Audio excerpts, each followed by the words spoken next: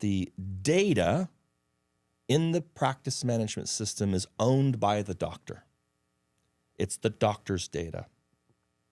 Yes. It's not the practice management system's data. Okay. Henry Schein, Eaglesoft, Patterson does not own the data inside of Eaglesoft. You own the data. Of course. Okay. But Eaglesoft sells that data to me to provide my product, Annie. What are you talking about? What do you mean they sell my data? I am charged $30, $40, $50 a month or whatever it is to get access to your data. Interesting. Okay. Okay? So here's the weird thing that's happening. We have a lot of dentists, a lot of young dentists that watch this. So tell us, what should they be asking? What? The number one thing you can do of all, I could give you a list of 50 things that you could do in for marketing to generate new patients or retain patients, whatever it might be. I would say the number one thing to do is... Welcome to the Authentic Dentist Podcast. Join Dr. Allison House of House Dental in Scottsdale and Shawn Zajas, founder of Zajas, as they lead dentists deeper along the journey of authenticity to reach greater fulfillment in their professional lives and to deliver remarkable patient experiences. So we are joined by Adrian Lefler. And Adrian, this is our very first Authentic Dentist Podcast in person. And you get to be the one joining Dr. House and I. Welcome to the show. How did that happen? What do you mean? Meaning, why am I the first one? Am I the gullible guinea pig? You're the guinea pig. You're the guinea pig. Got it. I got it.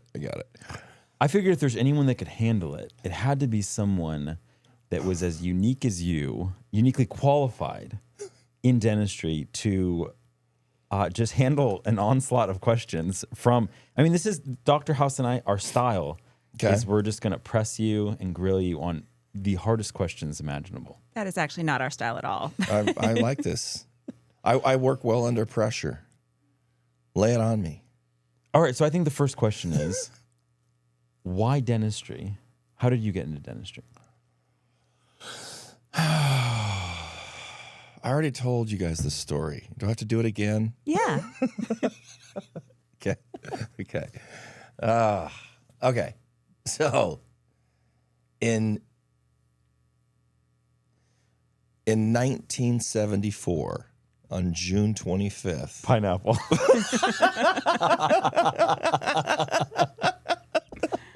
Okay, let me skip ahead 35 years.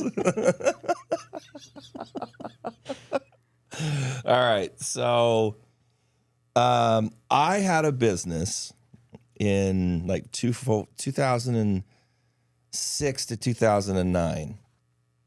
And we were providing a service to businesses to, find customers. It's kind of like a lead generation product.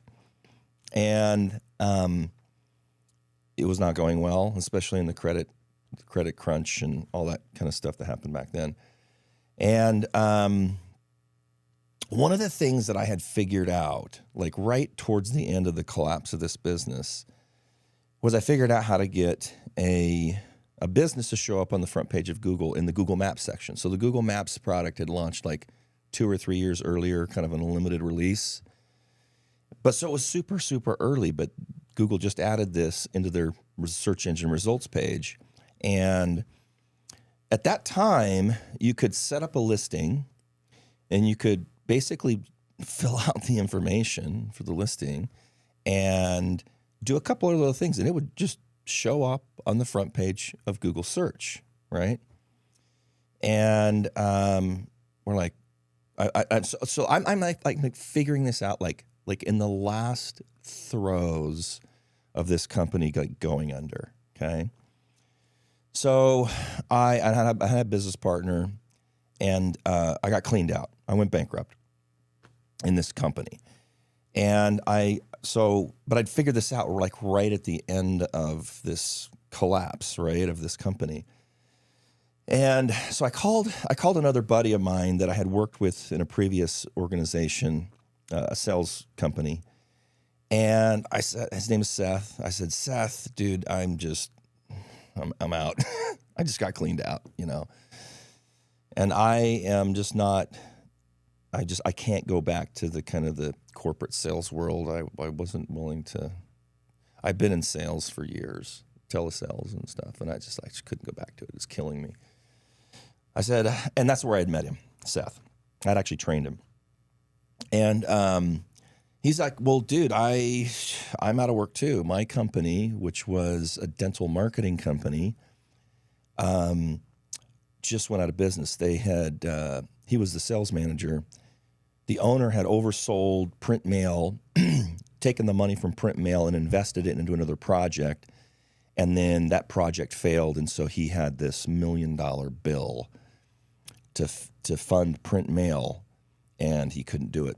The company collapsed. And I said, well, I've got this product. I can get a business to show up on the front page of Google.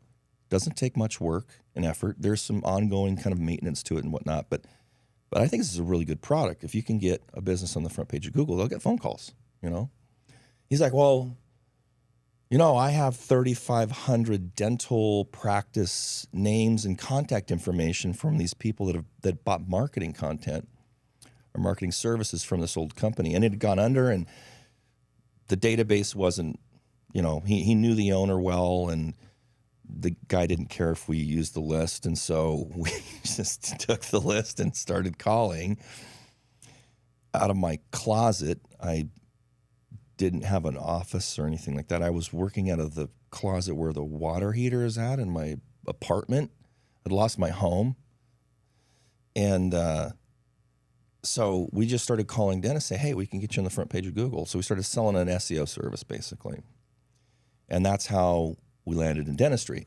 So what happened is, to further kind of explain and answer your question, we started with that product, and we quickly added social media. And when you start developing marketing campaigns, especially when you're doing creative imagery, video, that kind of stuff, if you want it to work well, it has to be hyper-focused on the industry that you're in. So what happened is we just kind of got really narrow in the content creation. And because we started in dentistry, and we got a good name for ourselves, we started getting referrals in dentistry, and it just kind of we just went deep into dentistry. And there were a couple times over the last, because we've been doing this for 15 years, there were a couple times where we got some big contracts to go outside of dentistry. We went into optometry for a period of time, got a few hundred clients in optometry, and we just don't like anybody else. We kind of like to work with dentists. So when we were talking, you said something really nice about dentists. Can you share that again? That you like to work with dentists because... All the female dentists are super hot. Allison? Absolutely true. But there was something else you said. Oh, yeah. Okay. Okay. Oh, yes. Yes, I remember now. No, I like dentistry. We've worked in dermatology. We've worked in chiro a little bit. Plastic surgery, optometry, like I mentioned, other elective healthcare industries. And what we have found is, well, let me answer that by the same way that I kind of talked about it before. When I got into dentistry, I fell into it. I didn't know anything about dentistry, nothing. I was actually super intimidated by talking to dentists, because they're doctors, and I'm this defunct business owner who just lost everything. I was nervous about getting on calls with dentists. It was really kind of I don't know, whatever. Anyway, I'll save that for my therapist. How's that? Okay. Anyway, so I kind of fell into it, and we just narrowed in and we stayed in dentistry. So over the years, I have just come to really enjoy the industry as I've learned more and more about the struggles that a dentist needs to go through in order to grow and sustain themselves. The intricacies of managing like working in an office with your team and the drama and being in an industry that has this an elective healthcare kind of thing where you can take insurance or not take insurance, and you've never been trained on how to do marketing, like there's the front desk issues, the insurance verification issues, like there's just so much intricacy and so much complexity in this one space, right? That I have just come to like really honestly like be very empathetic to the difficulties in running a practice. The other thing is that we've worked with 7,000 or so dental practices, okay? We probably have maybe close to 2,000 clients that we work with, mostly in the States, in Canada. And of all the practices that we've worked with, I have probably run into maybe 5 crazy dentists. Now, I would say that if you took a poll of the average American, there's more than 5. What's the 7,000 divided by 5 or 5 divided by 7,000? We're talking like 0.002% of crazy people in dentistry. It's much higher than that in the general population. That is probably true. Like dentists are just really good people. They're smart. They pay their bills on time. Like for the audience, I asked Allison, I told Allison, dentists, they just pay their bills. And she said to me, honestly, people don't pay their bills? I said, that's why I'm working with dentists. Thank you. Would you like to be my client? Like, that's how dentists think. Like, oh, you just obviously pay your bills. There's not another option. I mean, you go into other industries, maybe even outside of healthcare, and like, most people are like, oh, we don't pay our bills unless we're required to and ask 5 times. You know what I mean? It's like there's a chase for money in a lot of industries. Dentists just pay their bills. Do you know how easy that makes it for a company working with a dentist? Like, holy cow, you can your cash flow projections are dialed in. Geez, it's so. Anyway, the whole point is that dentists are good people. They're smart. They're honest. They pay their bills, and we understand, or at least I understand, to I think a fairly good degree of the complexity of working in the dental industry. So it's just like we're never going to go outside of dentistry. We won't.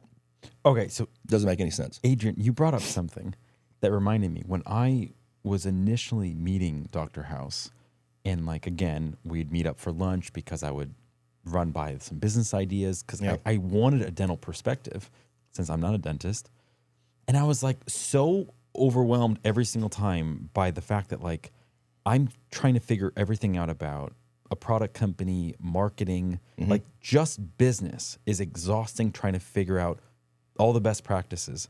And I'm like, oh my gosh, you're a dentist? You have the same responsibility as me to understand business, but then you have an entire clinical layer that I don't need to figure out or worry about. Like I remember being blown away when I realized, like dentistry is so hard because they have to be masters of both the clinical and the business side. Yeah, it's almost impossible. It is so impossible hard. because none of us have ever had a business class. I graduated from college. I had lots of science, lots of math, not one business class, not one accounting class, which probably would have been helpful since I own my own business. Yeah. But nothing. So it is a very difficult business. And you know what, Allison? Even if you would have taken a business class, you wouldn't have learned shit because marketing changes so fast. I didn't learn anything about the world today I graduated in business. Like, what was your degree? Business administration or something like that. So mine was marketing. And it was all for corporate marketing. It was all like if you had like a $10 million budget and you're working for it's a corporate General stuff. Mills or something. It had no application for small business at all. I've hired MBAs focusing on marketing to come work for my company, and they don't know marketing today. Like it changes so fast, you can't even keep up with it. Like it's moving so fast now with AI that like I am studying this stuff all day long and I can't keep up with all of the innovation. It's like impossible to stay on top of it. So, And so a dentist, dentist it's is not, impossible. it's impossible. Yeah. It's just not possible. A lot of the phone calls I get from young dentists are, I've started my practice and I need more patients. What do I do? And it's just Where not do you start? Yeah, it's just not even our wheelhouse. I don't even know where to start. And so it's interesting that I even can ask you that and question though. At answer some the point. question. Yeah, tell Do you me. want to do? No, keep going. Well, we'll come back I was to going it. to say We'll come back this to it. leads to the interesting. As being not in dentistry and then getting into dentistry, I realized like everything's about trust in dentistry. Like they're always trying to figure out who can I trust though as a Yep. vendor, because they have to entrust someone, like give that to some company. And oftentimes they're like, we get burned by a marketing company, or Yeah, we get yeah. burned by this vendor Snake that oil says they can do salesmen, yeah. something. Because at the end of the day, the dentist knows they can't figure it out themselves and know every single vertical of business right now, Right, because right. it is moving to. Well, we And they can't don't have- because we have to be working on the clinical skills. I mean, that is hard to keep up with. Yeah, and there's so much information that unfortunately, and I would not say this is the majority. I know almost every marketing company in the dental industry, and almost everybody are straight up people. Okay, Great companies. great companies. But every once in a while, there'll be somebody that comes into the industry, and because it's such a black box about marketing, there's so much that you can literally say bullshit as long as it sounds not like bullshit, and you can sell it. You know, Because you have people that have no idea what you're talking about. they don't know what you're talking about, and so what happens? But those companies don't last, because the dental industry is it's a big company, it's a big industry, but it is really, really tight. Like if you burn a dentist, it's going to come back to bite you big time. So yeah. So to that We point, communicate with each other yeah, because absolutely. of the lack of knowledge.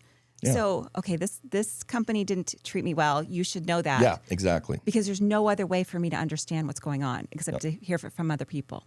But I think that's the challenging part about marketing, is they might be like, hey, I contracted with a company and they said this or that, but I didn't get, after 2 months, my SEO rankings didn't go up yet. And and it's like, you're not having a relationship with a marketing company for 2 months and they're being able to get you results. Yeah. That's that's sometimes not the they don't. dentist problem. That's sometimes the way the marketing companies true. are selling the product. That's true. They're selling. But it is partly our fault because we don't know what to tell you in order to market us. Yeah. Because you're going to market my practice differently than you're going to market a friend down the street, because we're different personalities. We're looking for different people. As a marketing company, you understand that in a way that we don't. And so we're not giving you what you need oftentimes. That's true. The level of communication between a dentist not knowing what a marketing company needs, and what a marketing company knowing which questions to ask in order to deliver the correct product, this is definitely a communication breakdown in a lot of So situations. we have a lot of dentists, a lot of young dentists that watch this. So tell us, what should they be asking? What? The number one thing you can do of all, I could give you a list of 50 things that you could do for marketing to generate new patients or retain patients, whatever it might be. I would say the number one thing to do is get a shit ton of Google reviews. That's the number one thing you do. The reason why is about 3/4 of anybody that sees your marketing message. It doesn't matter if you have a billboard, a referral program, you're doing search engine optimization, you do print mail, you do social media. About 3 out of every 4 people that see your ad check your Google reviews before they make a decision.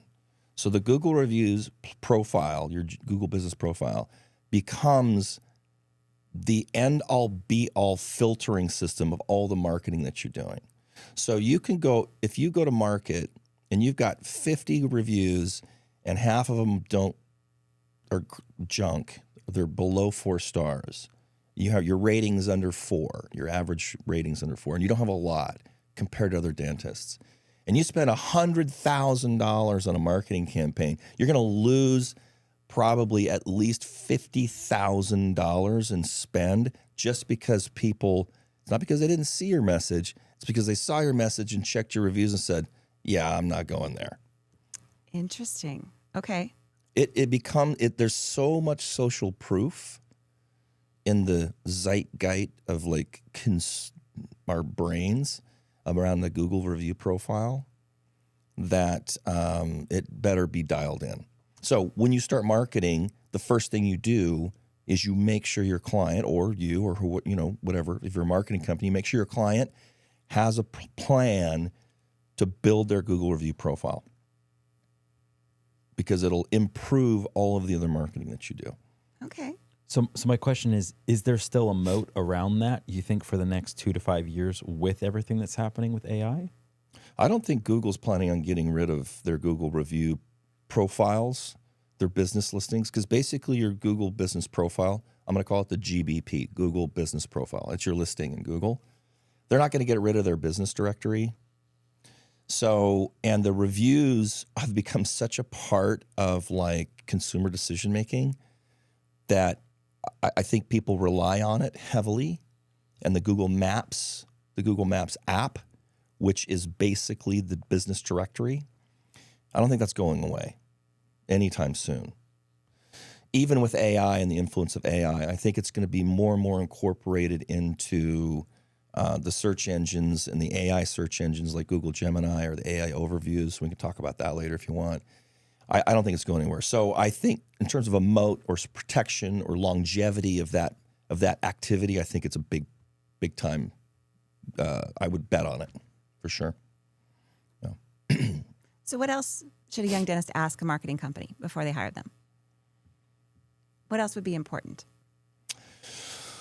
Well, I guess a set of questions that if I were a dentist and I were going to, it depends on what I'm looking for, but let's just say I'm new. I'm a new dentist. I've been in business. I've launched, grand opening, been in business for a few months, and I just need production, okay? Let's say that's the type of dentist I am. I would ask the other dentists that that were colleagues of yours, who they've worked with, and if they had a good experience. Okay? That's a good filter. Yeah? Okay. So I would definitely do that because and to be honest, for a marketing company, that's the best kind of client. Like we get a third of our clients from referrals, from dentists that we're currently working with, sending people to us. So, that's awesome, right? Good way to filter the space out there and get rid of noise. So that's one thing.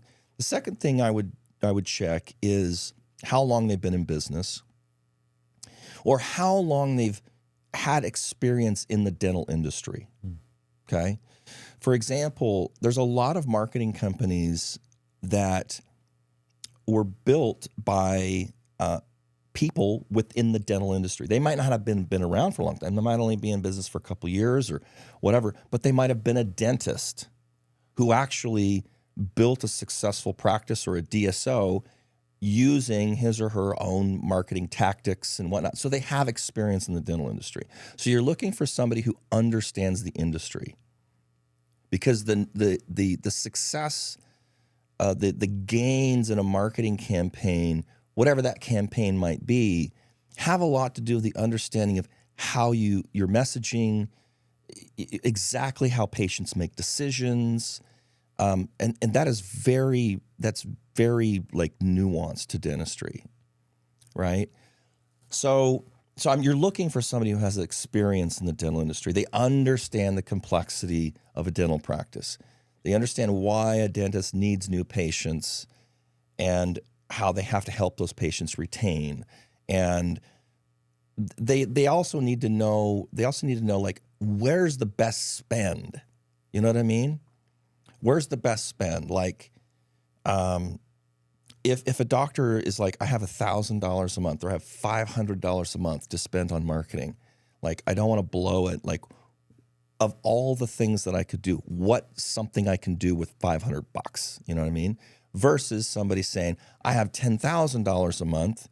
What do I do? So you have to have somebody, a marketing company, that can look at the budget and go, how can I take just $500 and actually make it worth this doctor's while, right? So that requires not just like canned marketing ideas. Like, you have to understand what's going to work, right? So that's another thing. It's like longevity or the understanding and the experience in the dental industry. Can I just Yeah, go interrupt ahead. real quick? So it's an interesting, like, I don't want to say paradox, but you can become a successful marketing company where you become known in dentistry because you know how to market yourself. But the way you're marketing yourself in dentistry is not the way that you would market a dental practice to be successful. No, they're with totally patients. different. Totally different. Completely different. So you might know content marketing nationwide, how to get in with influencers, and then all of a sudden you have reach, you have fame, you're getting recognition and eyeballs, and a dental practice is like, oh, like it seems like they know what they're doing. But that same strategy that got you successful is not going to help a dental practice at all. If you don't understand locally how to get someone known and how to get local consumers going into a business, it is completely different. So a lot of the new trending marketing strategies, they don't work for dentistry. Because our give you- industry is so local. I mean, people are coming it's from, geo-targeted and it's tight. and so that's the marketing. And so you can't have a national campaign. We don't need that. It doesn't make any sense. So I'll give you an example to support what you've said because I totally agree with it. So the marketing that My Social Practice does nationwide is what you've described. It's a very specific type of marketing. I am like everything we do. I mean, even though we do social media, we do SEO, we do ads, we do all these things. They're the same things that a dentist would do, but the campaign deliverables are totally different. Okay. And I am marketing to a doctor about marketing services, whereas a doctor is marketing to a patient about healthcare. And it's like, they're not even the same thing. So I can't tell you how many companies have come to me, dental companies, product service companies. They come to My Social Practice and they're like, will you do our marketing for us? Please help us reach the dentists. I haven't built my organization to deliver that product. It's the thing that My Social Practice is doing to find clients, but it's not what I've built. I've built marketing systems that are targeted for local practices. So when a dental implant company comes to me and says, we need to reach the dental industry, I'm willing to pay you $10,000 a month to help me do this. I'm like, ching, ching, $10,000 a month, but then I have to build a new company. Like we can't even do it. You know what I mean? Yeah. So I have to say, that's not who I am. I'm not a dental marketing company helping dental Businesses, companies right. find dentists. That's what I do. You know what I mean? And I haven't replicated that system. It's so interesting. And I think dentists never think about that. It's totally different. It's totally different. Yeah. The But marketing that we the need. problem is you can become known and think that your strategies that work on a nationwide level with, let's say, a brand are going to work for a dentist in a neighborhood or a dentist in a community. And it's like, that doesn't work. So I think The that's where concepts sometimes, are the same. right, The deliverables are totally different. right. So you've spoken about a couple of things that you do. The social media. So social media obviously wasn't around in 2008, 2009. Facebook was. Was it? That's how we got started. It started in 04. 04. Facebook got started in 04. We were one of the first colleges. ASU was number 9. And my fall semester of 2004, Yeah. we were, campus number 9. Okay. 2010, we started delivering social media products. So how did you figure that out? How did you figure out that was going to be an avenue? And obviously We it didn't. continues. We had no idea. We're just like, I think this Facebook thing might be something. I don't know. Let's see if we can create a product. I mean, we literally just winged it into existence. And there was nothing. There was nothing in the industry. Nobody was doing it. There was nothing in medical at this time. I spent hours and hours trying to find a company that was already offering a social media marketing service to the healthcare industry. There weren't any because I was just going to copy them, right? Because if they'd built it. So there was nothing out there. So we were like way, way, way early. And it took us like 6 months to even get our first client after we'd kind of like developed some form of a product, right? So we were so early, people didn't even, they're like, yeah, I don't think I'm going to spend money on that, right? Well, it's such a shift, really, But it from was the totally 90s different. when you weren't even allowed to market, and now we're going to put ourselves on social Yeah, media. That's yeah. been a It's that's weird. been a shift. But it hit, and we rode that social media wave for 6 to 8 years as it just kind of took off. And frankly, I mean, I basically everybody in the industry pretty much copied what we were doing, right? And then put variations on it and that kind of stuff. I mean, we just happened to be we took first mover advantage, so we picked up a lot of clients on social media. So, yeah, like it was setting up Facebook pages, designing the Facebook pages, and then creating posts. TikTok wasn't around. Instagram wasn't around. It was like Facebook and MySpace, or I think MySpace was still around back then. I think Twitter was around. And so we had a Twitter marketing campaign, which Twitter's not the best way to market. LinkedIn, I don't think was around at that point. At least I don't remember it being. So it was really just Facebook marketing. Adrian, in what ways do you feel like dentists maybe, I don't know, think wrongly about marketing, or might have some misconceptions that you either commonly have to address, or, how could you speak to that? I think that dentists believe, and maybe this is because of like most marketing companies out there. I mean, and this is generally, I'm making some claims here that could be debunked quite easily, but this is just my general consensus as I've looked at advertising in the dental industry for 15 years now. A lot of companies focus on ads, okay? They have a marketing product. They say whatever about it, but the core of it is Google ads, search ads, display advertising. It's basically somebody who understands how to use the Google platform, and they can kick off a marketing campaign, okay? And when you run ads, you get a pretty quick return. If you don't get a quick return, it's not working. Because the ad, you create them today, you put them online, and you start getting clicks and calls tomorrow. That's kind of how it works, okay? So I think there is a consensus that marketing works like that across the board. So when you talk to a dentist, they're calling you at 11:59 on the day they needed a new patient, and they're like, I need new patients. And what they're asking for, they don't know it, is they're asking for Google Ads or some kind of an advertising platform that quickly produces results. And they do, but they cost 5 times as much as any other type of marketing effort. The ads are so expensive, right? And they're getting more expensive now because of AI. So what you have to do is you have to get on a call with a doctor when they're like, I need patients yesterday, and I want to do search engine optimization. And SEO takes, I don't know, months, years. Right. 6-9 months to build a foundation. To build a foundation, it's a solid year. Okay, But I don't even know what you're talking about. What do you mean it takes a year? Why? So this is the great part of marketing. This is like why I love marketing.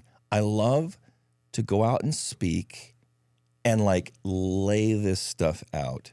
So the doctors go, oh, now I get it, kind of thing. I love that. Okay. So search engine optimization is a distinct marketing tactic that, and right now it's in super kind of confusing flux because of AI. We can come back to that. But up until the last year or so, basically what it was is optimizing your website and your blog so that when somebody went to Google and they searched best dentist near me, your website came up as the result rather than somebody else. Okay, I do understand that. Okay, that's called search engine optimization. But why would that take a year? Okay, because the algorithm, I mean, there's a lot of ways to answer that question, but let me answer it this way. the algorithm that Google uses is private. If a marketing company understands the algorithm, they game the system, and let's say I game the system. I come to you and I'm like, Allison, I figured Google out. Pay me $10,000 and you'll be on the front page of Google tomorrow. Okay? Google does not want that to happen. Okay. Okay? They don't want their system to be gamed because what they're trying to deliver is the best product for the consumer. They want the consumer to be delivered valuable results so that the consumer isn't being played by marketing companies who have gamed the system. Okay? So Google is trying to protect the consumer's experience. If the consumers use Google, they can sell advertising. Okay?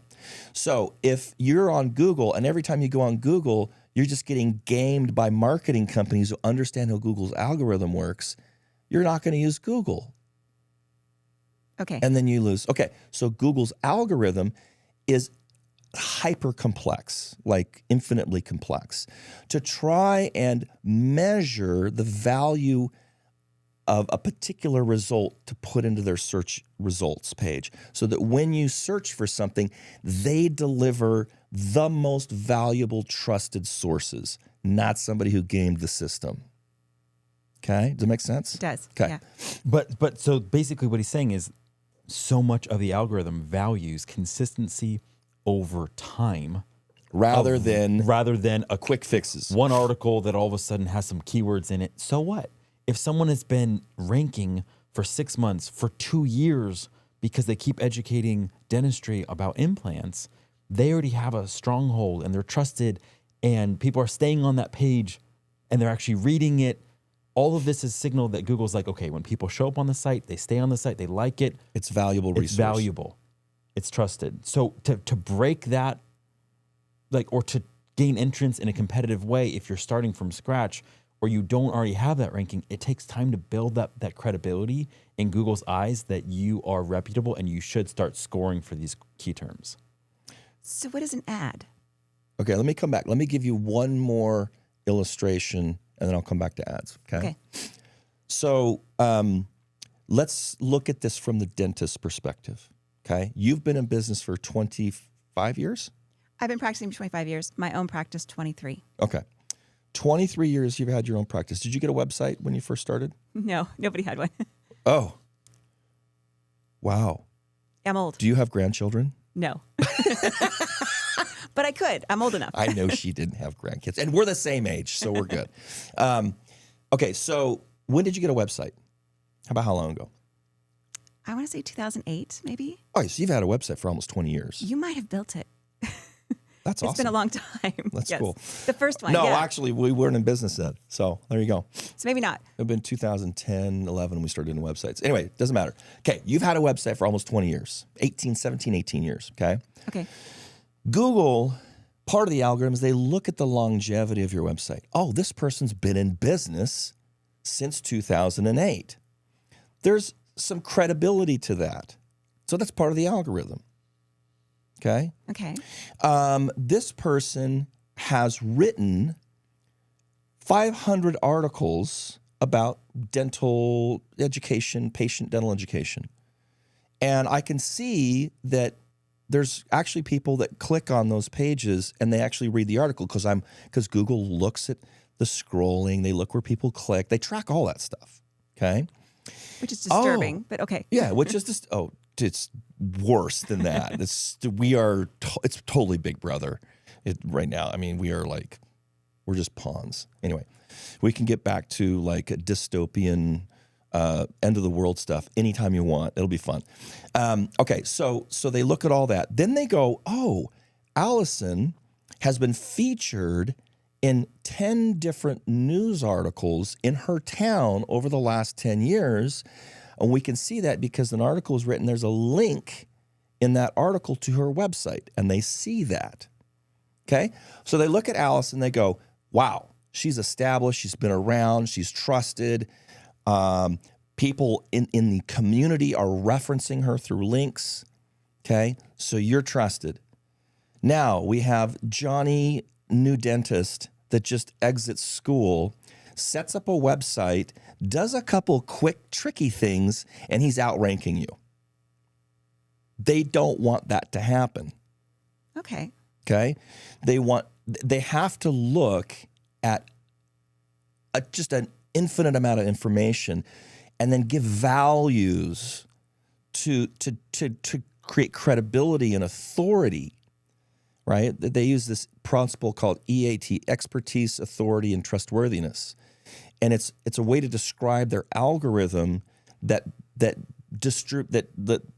produces the search engine results page with the listing with the results. It wouldn't make sense if you've been in business and you've had a website for 20 years for you not to have some credibility. They know that you're an authority. You've been around for freaking ever, right? A whole hell of a lot longer than the kids coming out of school. So it's like, if you can game the system, so if Johnny, new dentist, calls me and I can game the system, you get penalized. They don't want that to happen. So going back to the ads, okay? So a doctor calls me and they think advertising is the way that all marketing works. And they call me and they say, I need patients yesterday. Let's do some SEO, search engine optimization. And I'm like, well, we need a year. Because once you've built once you've started, there's all sorts of tactics that you can do to build the credibility, the digital credibility of the office. Once it's built, it's hard to destroy it. It's like you rise and then you just maintain, right? It's a very slow tapering. But so it's one of the most valuable things that you can do to generate new patients is to do search engine optimization, because you're just simply found all the time. And the cost to get there is a fraction of the cost for ads, but it takes time. So the doctors call at 11:59 on Saturday evening saying, I need 5 new patients last week. And they're like, let's do SEO. And you're like, tough shit. It ain't going to happen. You're going to have to spend a lot of money on ads. So ads is the way that Google became a trillion-dollar company. It's when you do a search, and at the top of the page, and this has changed just recently, but at the top of the page, there's like 3 to 4 ads. And it says sponsored. And it says sponsored. That's an ad. You pay for the real estate at the top of the search engine.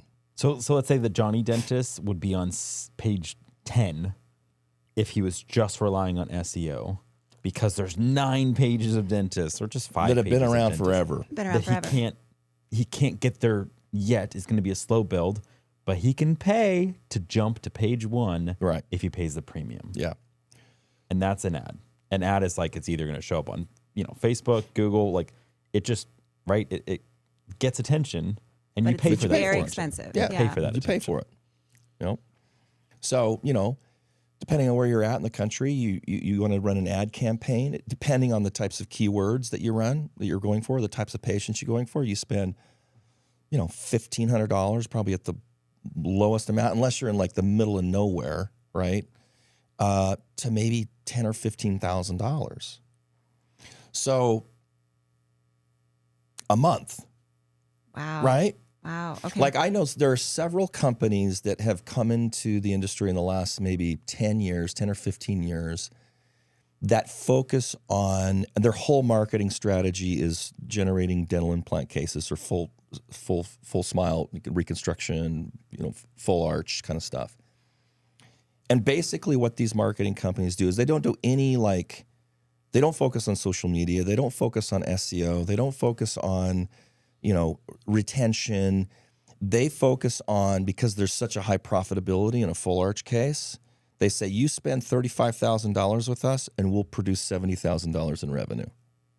And then they spend $20,000 and keep $15,000. They spend $20,000 on ads, and it actually produces the results, and you actually make $70,000, but you're paying $35,000 to do it. it's just because there's so much profitability in full arch. So that became a marketing strategy. There's a lot of companies that's just what they sell, right? The reality of it is if you didn't want to get quick money, then you spent $35,000 a month on a whole lot of other marketing like SEO and influencer marketing or whatever it might be, you would get to a point where you don't have to spend $35,000 a month and you're making $70,000 a month, right, in revenue. So it just really depends on the speed at which you want to go to market, and that you want to generate business. So you said something else about influencer. Mm-hmm. Tell me about that. What does that mean exactly? You're an influencer. Look at this. Okay. But that's not something I can purchase. No. So influencer marketing is, we actually did, we don't currently have a service that sells influencer marketing. We have in the past, okay? And that's not because we shouldn't do it now. It's just because I'm gonna say it. COVID hit and just collapsed that product for us, and then we should never went back to it. But influencer marketing works like this. So the industry of influencer marketing is just like regular advertising. You're buying the trustworthiness of somebody's followers, right? So, you go onto Instagram and you find here in Chandler, is your office in Chandler? No, it's in Phoenix. Okay, so you search Phoenix geographically. There's tools that can do this. And you find influencers that live in Phoenix, okay? Fitness coaches, photography places. Now, an influencer is somebody who's simply, the way to clarify this is it's anybody who has a decent following, okay? And it doesn't have to be 1 million people. Matter of fact, for a dentist, you want micro influencers. You want influencers with probably 1,000 to 10 or 15,000 followers. And you want them located in your town, because what happens is you build a following. Most of your following comes from the geographical area that you're in, family and friends and their friends, and that's kind of how it builds, right? As you get more and more followers, that kind of expands out, and then you've got followers in Taiwan, and they're never going to be your patient, okay? So you're finding somebody in Phoenix. Great influencer type people would be wedding photographers, okay? Fitness coaches, health coaches, people in that kind of space where their goal is to create their product, and what they're involved with is health and beauty and looking good, because their followers are concerned about those things. So if you find a photographer and they've got 2,500 followers on Instagram or TikTok or Facebook or whatever it might be, probably more than half, maybe 60, 70% of those followers are right there in your area. They're potential patients. So you reach out to the photographer, and lo and behold, the guy's missing a tooth. He's a photographer and he's missing a tooth. There's a problem with this story, but let's just say he's missing a tooth, okay? You'd be surprised how many people are missing a tooth. Yeah. So you call this guy up and you say, hey, I would love to do a collaboration with you. Let me fix your tooth at cost or for free or whatever it might be, okay? And in return, I want you to do a photography shoot for me, and I want you to highlight some of my patients, and then I want you to post it on your channel, on your Instagram page or whatever it might be, and I want you to offer a special to your followers to come to my office. That's influencer marketing, okay? Okay. You're basically finding someone that has the audience that is your candidate, is your patient, your. So I guess I do understand what you're saying, and I understand that I understand how I would do that, but I don't understand how I would hire someone to do that for me. Okay, so the product that we developed, okay, when we launched this, which was back in 2019, okay, what we had is because that's the question that every doctor says is this sounds great and I have no time to do it, so can I pay you to do it for me? Okay, so this is how we developed the product. We hired a couple people internally to help kind of launch the product. And basically it worked like this. We had some software that would help us find influencers. Okay? Okay. I Okay. understand. And there was a few. Now, this is 6 years ago, so there's tons of this stuff now. I mean, there were only a few products on the market that were influencer like detector softwares, right? So you hire us. You say, hey, I want to do influencer marketing. Okay. So internally, what we do is the gal that I had hired, her name is Jenny Lynn, super sharp. I wish she still worked with us.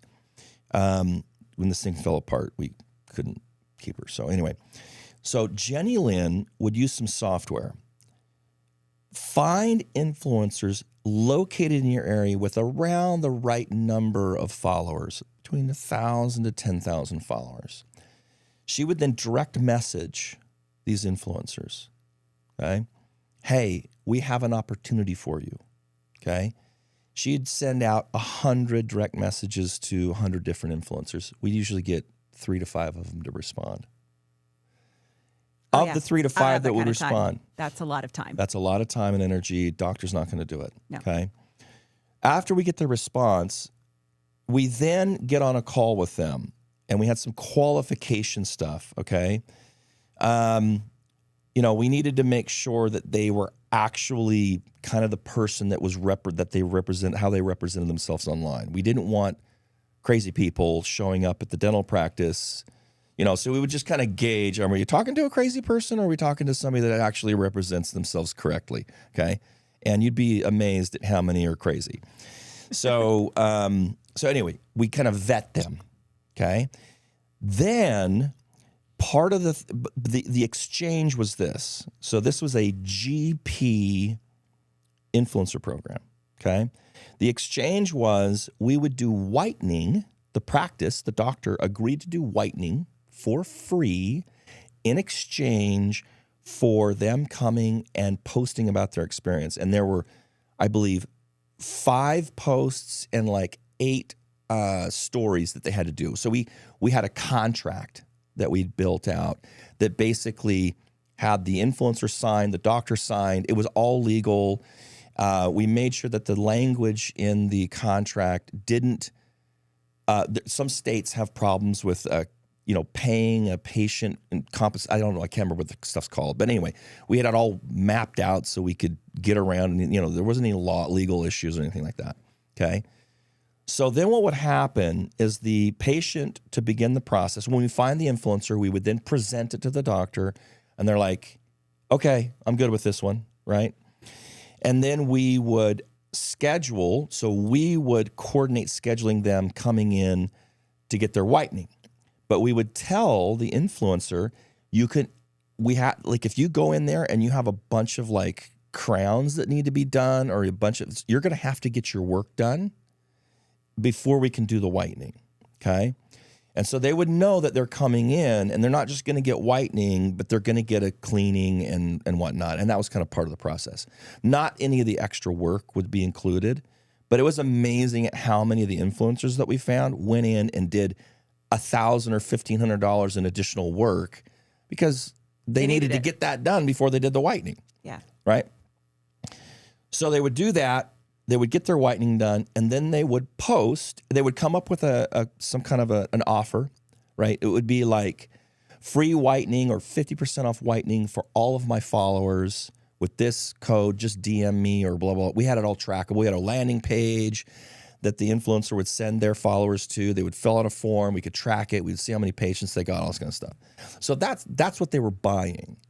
And we would deliver one influencer each quarter, right? And then COVID happened and the world ended and we got beat up pretty bad, and it took us a year and a half to recuperate, and we never went back to the product. But that was the service. The thing with it is it's like, here was the crazy You have to thing. find people that are not crazy, though. But here's the thing. Here's the thing we found out about this, is it's a lot easier than you think. If a doctor looked at their current patient database, they've probably got 10 or 15 influencers in their patient database. So we would call, so what happened is we did like about 100 and 125 influencer programs, okay? And what we found is that we found the best influencers in the practice's database. So we started kind of being like super honest about this. We would go back and say, to be honest with you, you've probably got them in your database. I can just give you some instructions. If you want to call your own patients and just set it up, here's how you do it. You don't have to pay us for it. Here's how you do it. It's really simple.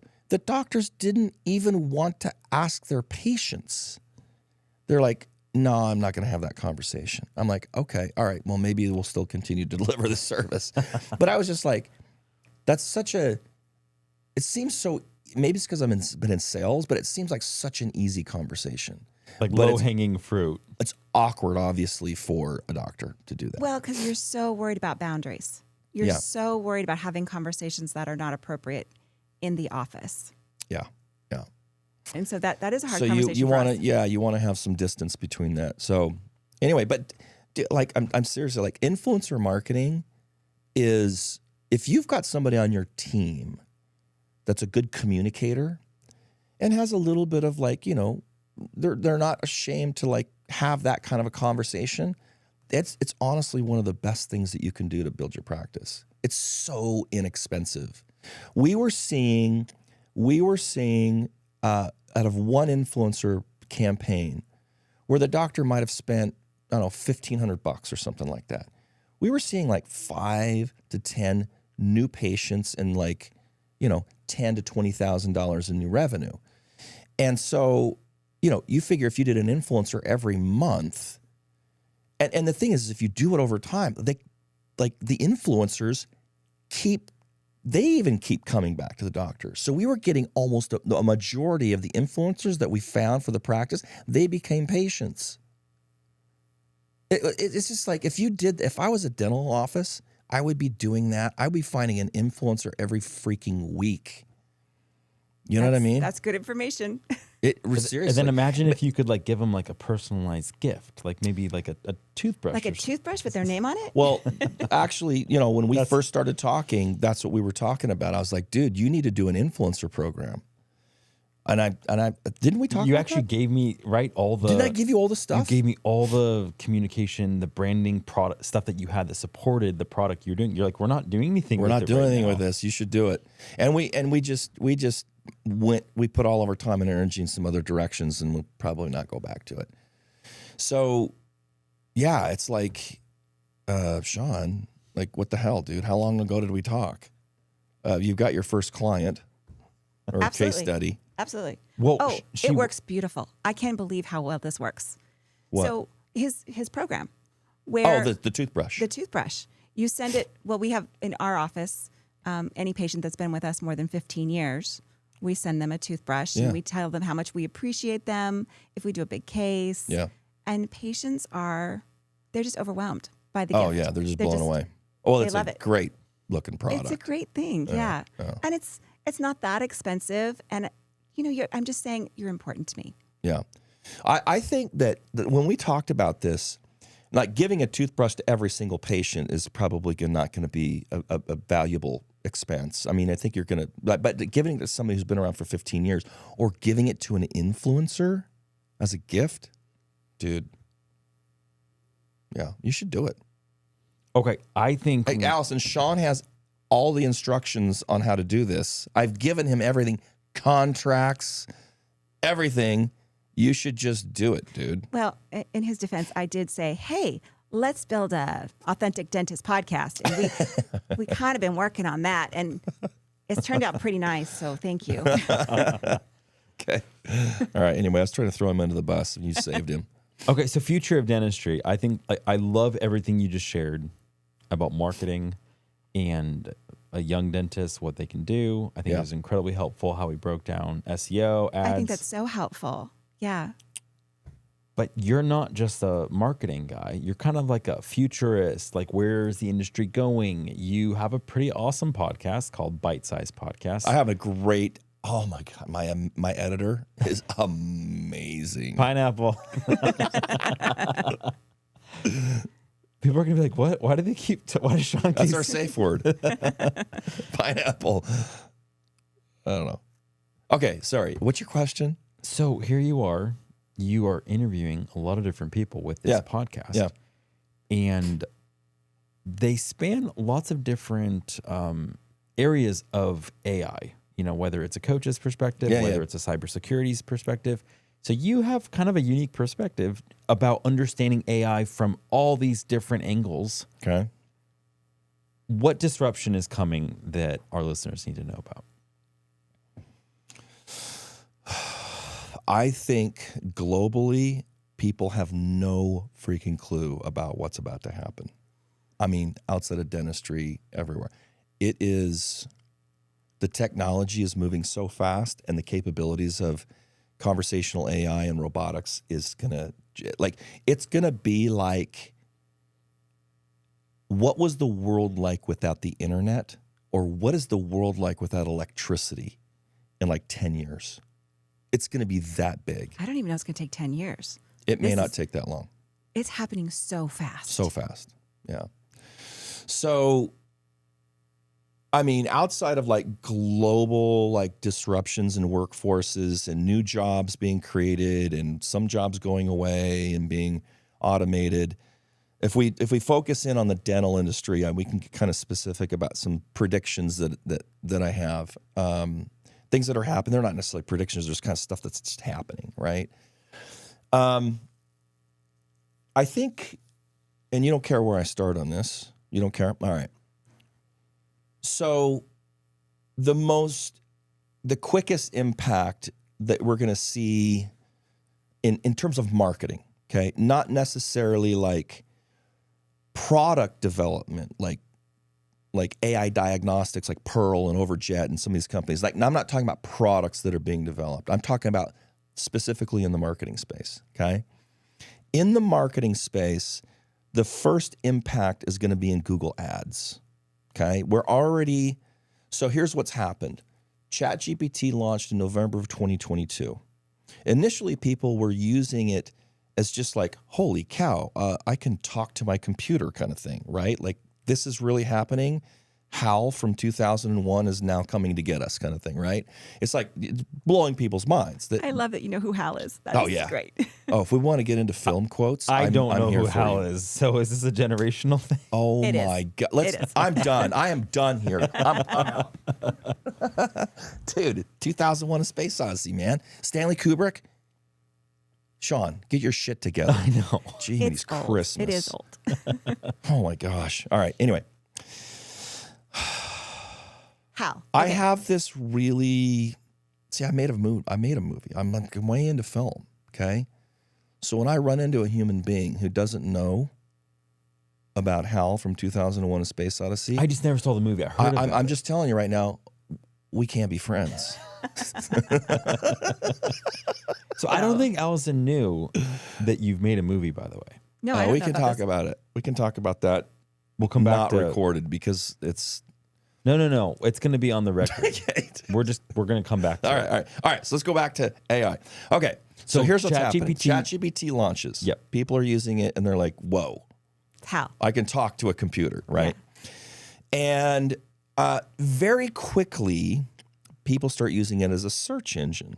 It wasn't built initially as a search engine, but they start asking questions about local businesses and factual data, and it starts hallucinating immediately, okay? The algorithm, the brain, it's just making stuff up, right? So everybody's like, whoa, there's AI is going to screw us all up and in fact, blah, blah, blah. Anyway, they've iterated on this and it very rarely hallucinates. Like I don't run into I haven't had an experience with hallucination in over a year in all of my own personal activities on ChatGPT or on Perplexity or Claude or Google Gemini or whatever, any of them. So as soon as consumers start using it as a search engine, Google is like, oh, shit. They're using AI as a search engine, and Google watches about 1% of their total search traffic leave Google and go to ChatGPT. Now, 1% doesn't sound like a lot, but it's probably, I don't know, a couple $100 billion in ad revenue, okay? I don't know what the number is. Somebody could check that, fact check it. It's a lot of money, okay? And so Google's like, it looks like the consumer experience of using AI as a search engine is preferred over traditional search on Google. Now, if you've used ChatGPT as a search engine, it's freaking awesome. It is better than traditional search. I just want the answer. I don't want to be told to go I don't to this want to page click and find on it. anything. Right? Just I tell don't me want the to have to answer. click on something. Just give me the freaking answer that I want, right? And that's what it does. So all of a sudden, the traditional ad platform that Google has, where the search engine results page has ads at the top, the Google map, and then organic listings, okay? All of a sudden, they're like, oh, shit, we need to include AI in our search engine, and we can't put it down further. We have to put it at the top of the page, above the ads. Because we're relevant too. We have AI. And we have to compete with ChatGPT. We don't want somebody to have to scroll down the page to get to the AI section and pass the ads. They just want the answer from their AI. So Google develops Google Gemini, which is their AI product, which is a competitor with ChatGPT. And now when you go to search, and this isn't, they're testing it, right? But a lot of times at the top of the page, there's an AI result, the same kind of result that you would get in ChatGPT. Now, what does that do to their ad revenue? Destroys it. Just destroys it, right?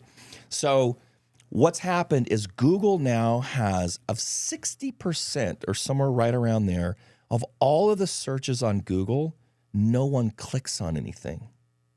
They are just getting their result from either Google Maps or in the AI results. So they're not clicking to your website, Allison. They're just getting the AI result. So all of a sudden, marketing companies are like, holy shit, our whole product, not us, our whole product is based on ads. And nobody's clicking on ads, or less and less people are clicking on ads. How do we deliver a lead and a patient to a doctor if nobody's scrolling down to see the ads? I see. Okay. Big problem. So what I've seen over the last year is this is kind of like coming out, and I'm looking at multiple industries. Ad costs have doubled, sometimes tripled. Meaning, so the way that ads work is you set up a Google advertising account and you say, I want to bid on best dentist in Phoenix. And then you look at the bid structure and it's like, oh, I have to pay $15 for a click. Okay, I'll bid on that, all right? And I'll pay up to $16 so I can get mentioned, okay? And I want to bid on dental implants near Phoenix, Arizona. And I'm willing to pay $35 a click. You can see the bid structures. You can see what other people are paying. And so you can go into and you're just basically auctioning off, how much you're willing to spend to be presented in the ads. And then you pay when somebody clicks on your ad. That's how it works, okay? So here's if nobody clicks on your ad, you don't pay anything. But they're not making any revenue. They're not making any revenue. Okay. So now that AI overviews are at the top of the page and people are so tired that they can't scroll down. Honestly, the answers in AI overviews just solve that. They're just so damn good. You don't need to scroll. They're not scrolling down to the ads. So now all the advertisers are like going, oh, we're fighting for less traffic. I'm willing to pay more money because it's constrained. It's just supply and demand. You've got high demand and less supply. There's less people going to the ads, and you still got everybody willing to spend money on ads. So the ad prices are going up. So now when you used to spend $2,000 a month on ads, you're spending $4,000 for the same number of clicks. So your ad costs are going up. Okay. Okay. So so here's the problem. So the problem is this. As and when Google makes a full shift to an AI interface, which is the chatter online is that our experience on Google will be an AI experience. Okay, it'll be very similar to ChatGPT or Claude or Perplexity or whatever it is. We are interfacing with an AI. Google, like organic links will probably eventually not be part of the algorithm. So the question becomes for you as a doctor, okay, well, how do people find my practice?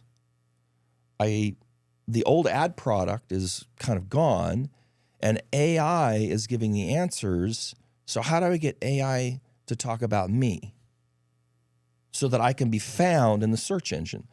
So there is this fundamental shift to search engine optimization and advertising. For search engine optimization, there are different tactics that you do on a website or on a blog to get an AI to reference the content rather than the old traditional. I shouldn't say rather, because a lot of this, let me back up. The traditional tactics, like the SEO tactics that you would do, if you hired us to do SEO for you, we would do, there's a whole bunch of stuff that we do, okay? You still do all of that, okay? It's not going away. You're making sure the website is wicked fast, and all of this, what's called schema markup, and your content's custom, and your images are compressed. I mean, there's all these things that Google says, do these things so that we can read your website correctly and deliver that to the consumer, okay? So there's all this technical stuff, right? And then there's copywriting and link building. Anyway, all these things, okay? You're still doing all of that, okay? But what's happening now is we're finding that AI, Google's Gemini, when it references material that pulls into its result, it's referencing material written in a certain way, okay? So you're copywriting. So if you hire me to do AI SEO, I'm not doing the same tactics the same way. I'm doing different types of things because my goal, knowing that this is the direction that we're going, is I need to get you referenced by the AI.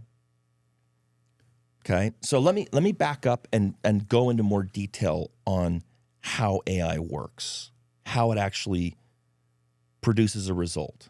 This might be kind of cool. Do you want me to? Do I need to clean up anything or put a bow on anything? That was okay. That was really all right. wonderful. So here's how it works. So traditional SEO works like this. You want to be found in the search engine when somebody searches dental implants near me, okay? Near Phoenix, Arizona. So you call me. You're like, I want to rank. I want to be the top listing, not an ad. I just want to be the top organic listing. So when somebody searches that and they skip past the ads, because most people skip past the ads, and they see the first links, whether that's in the Google map or right below the Google map, I want to be that first person, okay, that's listed there. I go, cool. All right, here's what we need to do. I need to write content, and this is a dumbed down version of what you do, but it'll give you the idea. We need to start writing content on your website that is closely related to the search phrase that you want to rank for, okay? So we need a page that talks about dental implants on your site. We need several blog articles that talk about dental implants in Phoenix, Arizona. So what we're doing is we're basically matching the phrase that you want to rank for. We're taking that phrase, best dental implants near me, or dental implants in Phoenix, Arizona. We'll take that phrase, dental implants in Phoenix, Arizona. I'm taking that phrase and I'm using that phrase throughout your site. This is like traditional SEO. It's called keyword optimization. Because the algorithm that Google has used up until now basically does that. I mean, part of the algorithm is, does the search phrase that somebody put in match with the stuff on your website, or vice versa? Does the stuff on your website match with the search phrase? Okay? It's simple. You know, if your website is called dental implants in Phoenix, Arizona, you're probably going to rank for that search phrase because, you know, that's the idea. Okay. So it's a simple matching. Now, there's a whole bunch of other things that Google takes into consideration outside of just are the words that somebody's searching for on your site. Okay. But to make this example make sense, let's just say that's kind of how it works. Okay. So that's how traditional SEO works. You're creating content. You're hiring me and I'm creating content, whether that's blog posts, stuff on your website. I'm writing articles for other like local community publications in Phoenix that talk about how you offer implants, you know, referencing you. I mean, there's a whole bunch of stuff you can do, okay? But we're basically taking that phrase and making sure that that phrase is super recognizable on your site and in your community, and it's everything's pointing to you, okay? That's not how AI works, okay? AI works like this. When you go into Google now and you put a search phrase in, most people, I shouldn't say most, but a large portion of people who are using Google Gemini or ChatGPT, they're not typing in their questions anymore. They're just using the app. Have you seen one of the 50,000 Google Gemini commercials that says, hey, Google, or hey, Gemini, how do I fix this blender? I mean, they're like everywhere right now. Google's like dumping billions of dollars into advertising to download their Google Gemini app so that you can just talk to their AI to get answers, which is exactly what ChatGPT is doing, okay? So what's happening is there's a transition from the way that people are searching and the phrases that they're using. So now when I go into ChatGPT, because I use ChatGPT, I got the app on my phone. If I were looking for a dentist for dental implants, this would be my search phrase. I wouldn't type it, I'd speak it, and I'd say, hey, ChatGPT, I'm in Phoenix, Arizona. I need a dental implant. I have Blue Cross Blue Shield health insurance. Oh, wait, just kidding. That doesn't mean anything. I have Delta Dental, dental insurance, and I need somebody that's available until 7 p.m. at night. That's the freaking search phrase. Okay? Now, what happens is and the reason that the search phrases are getting longer for two reasons. One, people are voice searching. They're not typing in their questions anymore, okay? Now, some people use search phrases and they still type, but more and more people are adopting voice search, and that's where it's going, okay? And second, people are realizing that the longer the search phrase is the results actually better. If you give more information, it doesn't screw it up. It actually you get a better result. Okay, so just to kind of like interject here, it's like when I started using ChatGPT and Claude, the second you understand there's intelligence, it's like, wait a second. Wait, I should give more information. So if I just talk to you and say, okay, so this is kind of what I'm trying to figure out here, and then you give context and you explain yourself a little bit. And I mean, I even put like LOL sometimes, like just to give and it understands it. And the it does. It totally picks it up. And it's like when I was searching with Google, it's like Google it was just simple and dumb, but straightforward. I know it has to just be keywords. You want to limit it because it's simple and targeted. Otherwise, you don't get a result. Right. But now that there's intelligence, it's like I can just communicate in a more of a conversational, extensive manner. And it changes. Like I'm talking to another human being. And it changes exactly how then. And then you get something more direct and more precise. Right. So what's happening is the way that the AI does, when they take a search phrase, they break it up and they analyze the search phrase, and they're looking for context and sentiment and nuance because it understands human language. And it'll get to a point where it's even picking up voice inflection and all this kind of stuff, okay? So it's taking that search phrase and it's really getting good at understanding exactly what you're trying to say. Even when you don't say exactly what you mean, it can figure it out. Now it takes that, it breaks it into parts, and it creates like contextual questions around that kind of help define the question you've asked. And then it fans out across the internet, and it's looking for not websites, not entire blog posts, a paragraph of information that directly answers the question that the patient's asked or whatever, okay? And it grabs a paragraph from your website, from a blog post that you wrote 6 months ago about dental implants. It grabs a paragraph of copy from an ADA recent article. It goes to the Dental Implantology Association and finds an article there or a couple pieces. It's grabbing a chunk here and a chunk here and a chunk here, and it's grabbing all this stuff and it assimilates it, trains the AI, and the AI then blurts out the response. So what the copy that you're getting is authentic custom copy from the AI trained on the chunks of information. Okay? Okay. That's why when the AI gives you the response, you're like, oh shit, that's exactly what I needed, which is what we want as a consumer. We want to be able to tell our computer when we're confused and for it to understand our confusion and spit back out clarity. That's what we want. It sounds dystopian and crazy, but that's where it's going, and that's what people are going to want to use. Okay? So all of a sudden, it's like, Allison wants to show up for dental implants near Phoenix, Arizona, and the blog post that I optimized, and it's called Best Dental Implants in Phoenix, Arizona, isn't being referenced at all by the AI. It's referencing information from here and here and here and here. And I go and I look at those, and I'm like, oh, this content's been written differently. It's not written in the same format. So there is a structure that we can see right now that when we look at the content that AI is referencing, it's written differently, and people are figuring it out.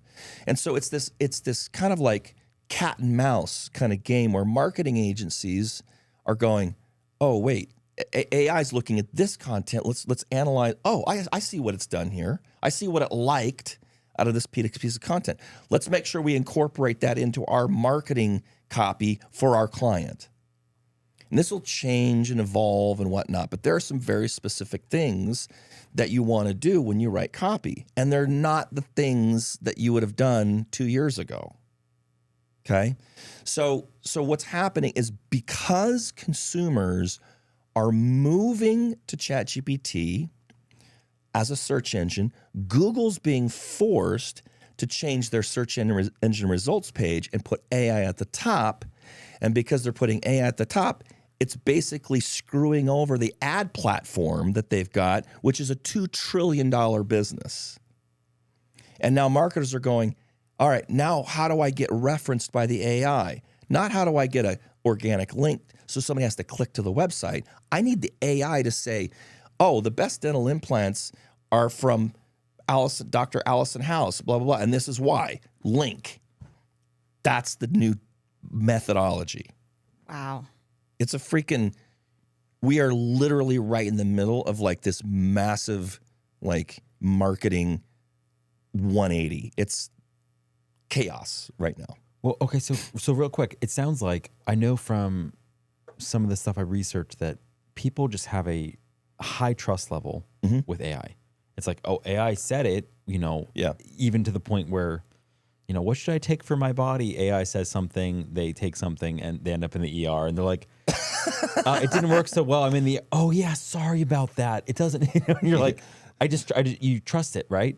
Now, how does that affect the way you see the value of Google reviews or Yelp reviews in the next 5 years? Like, that's what I'm saying. Do you see that sort of social proof is just is AI still referencing it as like, oh, and it seems like it has a really great, like meaning, is it something that the end user is still going to manually try to look for? Or you think AI is just going to say, hey, there's based off the fact that they have 4,000 reviews instead of this dentist that has 300. Now I'm just going to search that site and recommend that dentist. It'll definitely be part of the AI decision-making process and so forth. So we can look at, so when somebody does when you do a search on Google and the AI overview comes up top, basically it's the AI giving you a response and it's citing where it grabbed the information, okay? So you can look at the citations and you can go, oh, this is where it grabbed all the information. Well, when you look at those citations and you look at them over time for lots of different, just in the dental industry, and you look at lots of different search results or AI search results, you start seeing patterns of where the AI is going to get information, okay? Mm-hmm. And you start recognizing, for some reason, ChatGPT really likes Reddit. Okay? That's true. I thought Reddit was like the gutter of the internet, but apparently ChatGPT sees it as a valuable source for sentiment, a reputable source for sentiment and context. And so, like, I mean, it's changing. I mean, I can give you numbers, but it's like somewhere around like 30 to 50% of the results that come in an AI result, 30 to 50% of the time, Reddit's in there somewhere. Now, I, as a marketer, up until now, have never included Reddit postings in my activities when I'm hired to do SEO. And now we are, right? So you can start looking at the sources of where the AI is referencing material. And I can't tell you how scary this is, just as a scientist. Yeah. What? We're going to reference Reddit? That is not scientific. That is not. Yeah, it's weird. Wow. It's because it's not that Reddit is fact-based, but Reddit does a good job of filtering spammy content. So the accounts in Reddit are fairly legitimate. I mean, if you go in and you try and start creating like spammy content into Reddit, you get shut down like that. So for right now, the AI is seeing Reddit content as contextual, valuable content related to actual live accounts, not spam accounts. I don't know else. Wait. That's my first guess. Isn't it also all about upvotes and downvotes? Yeah. So meaning it's like this. It's almost like the generally accepted wisdom that gets upvoted. Yeah. Is like, well, this is what Right. humans are endorsing versus ideas that we're not endorsing. Right. So it's a great. So this is why I just can't even. I just can't even. When you're a physician or a dentist, whatever, you have that degree, that license, mm-hmm. You're not allowed to say things that are not true on your website, on your anywhere. I'm not allowed to tell people just stop brushing your teeth; it'll be fine. You're just not allowed. You have a Hippocratic oath, and there's right. So, but people on Reddit can tell you anything, and there are no consequences for them. You know, they can say you should use this product and it'll save your teeth, and you don't have to do any fillings. Yeah. I mean, you could say anything you want. And now we're going to reference that in AI, and people are going to take that as fact. Well, that's frightening. Yeah, it is. But take a step back. If Google Gemini or ChatGPT references bad information and begins delivering that as value in the results, people aren't going to use it. But I'm afraid that they already are. I mean, we're already seeing legislation about vaccines. I mean, this is insane. Yeah. This is happening. Totally. And the scientific community is being ignored. I'm sorry. I'm going off on a Do we little want to rant. go there? We probably don't. But you can I just would see. like to go there, but then you? they would change this format pretty significantly. I just feel as a scientist. Yeah, totally. It scares me. Yeah. And I bet most totally of our get it. listeners feel that way They're too. like, what is happening now? Right. Right. Yeah. What is happening to science? Is it just, are we just going to ignore it? Are we not What going is science, schmience? Right, but that's almost like a general move in society where everything that was safeguarded, like, you know, you had the professional broadcasters that had degrees in journalism, and now all of a sudden it's not them having influence. It's podcasters that don't have a degree. Yeah, totally. Like the power shifted. Do you need to go to a 4-year university now and learn from a professor? Or can you just crowdsource your information or learn based off of YouTube from people that maybe aren't credentialed? Like, it's kind of scary that authority isn't as protected as it once was. And I think there's going to be some really terrible consequences for that, especially in healthcare. That's probably where it matters the most. We see this problem in everything with media distribution. I mean, it's just like, what's fact, what's not, what's been, I mean, it's everywhere. It's a problem with our new media delivery. And I mean, it's just a problem, right? Let me come back to your concerns about Reddit. I only bring Reddit up. Reddit is referenced more often than I thought would happen. Okay, just like I mentioned this, and you're like, what? But what you're looking at here, think about it this way: the AI is probably going into Reddit, seeing if there's content about dental implants in Phoenix, and if something has been upvoted, and it's probably checking the context to make sure that it's not disparaging, it's not inflammatory, and it's pulling it in as a portion of the training of the response. There's usually 10 or 15 citations or more that train the response. So it's not relying solely on Reddit. It's just pulling something from there that, and I would imagine that they have, they're watching this, either OpenAI, that's ChatGPT, or Google, to make sure that that when it does reference content, that it's as fact-based as it possibly can get. And so, because if not, people will stop using the product, right? If it's inflammatory and it's more like a social media play, it's like right here. Like, search should be fact-based data.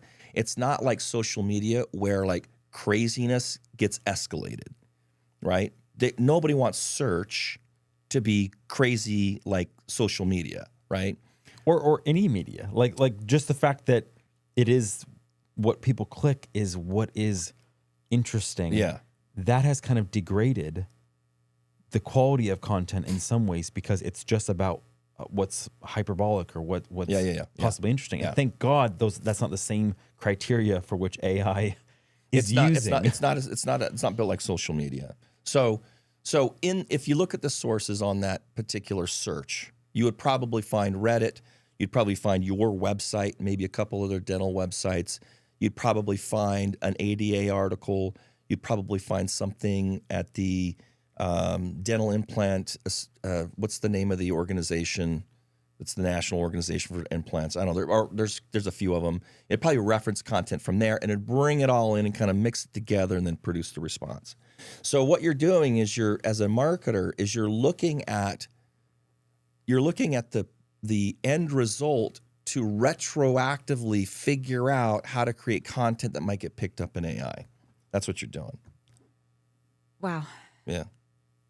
So we have come to a point in marketing where I used to say, a dentist could probably get their own marketing done internally. And at this point, and it's not a sales pitch, it's too freaking complicated. It's just too complicated. If you want to be found online, there are some things that dentists can do if they can keep their team involved and they can stay on top of the tasks, which is another issue. But a lot of the stuff is so freaking you can't do it. You have to have somebody. You have to build systems to do the research and then deliver the product correctly. And it just requires effort and labor. But a whole other layer on top of that is like even for marketing, like even for a marketing company, you can't just do marketing. Like meaning an agency isn't just going to do agency work. Like you actually have to niche down and say, this is what we have systems for, which is why Adrian wasn't going to take on the vendor as a client and help the vendor get into dental practice. It's totally different. That's not totally what different. you do. So if you can't go broad anymore because there's such nuance and specificity to the expertise that it's not like, well, we're a marketing agency. Okay, cool. So what kind of marketing do you specialize in? You need to know that. I think it makes a big deal. I think here's the reason, going back to that whole thing. I know a lot of men and women that run marketing companies that are not industry specific, and they're freaking brilliant, okay? But here's what happens. When you build an organization, if you are a custom agency, we'll call this a custom agency. Like if somebody hired you, Shawn, brilliant creator, okay? Phenomenal graphic designer, great with messaging and all this kind of stuff. You could take on really probably anybody in any industry and develop a bitchin' marketing plan and deliver it for them, okay? I would hire you to do something like that. But to pay Shawn the cost to do that for one company in one industry, and then to pay Shawn to do the same thing for another company in another industry, the cost is exorbitant, okay? The cost is much higher because you're unable to streamline processes and get gains in... You're paying boutique prices You're paying for boutique one-offs. prices for one-off, right?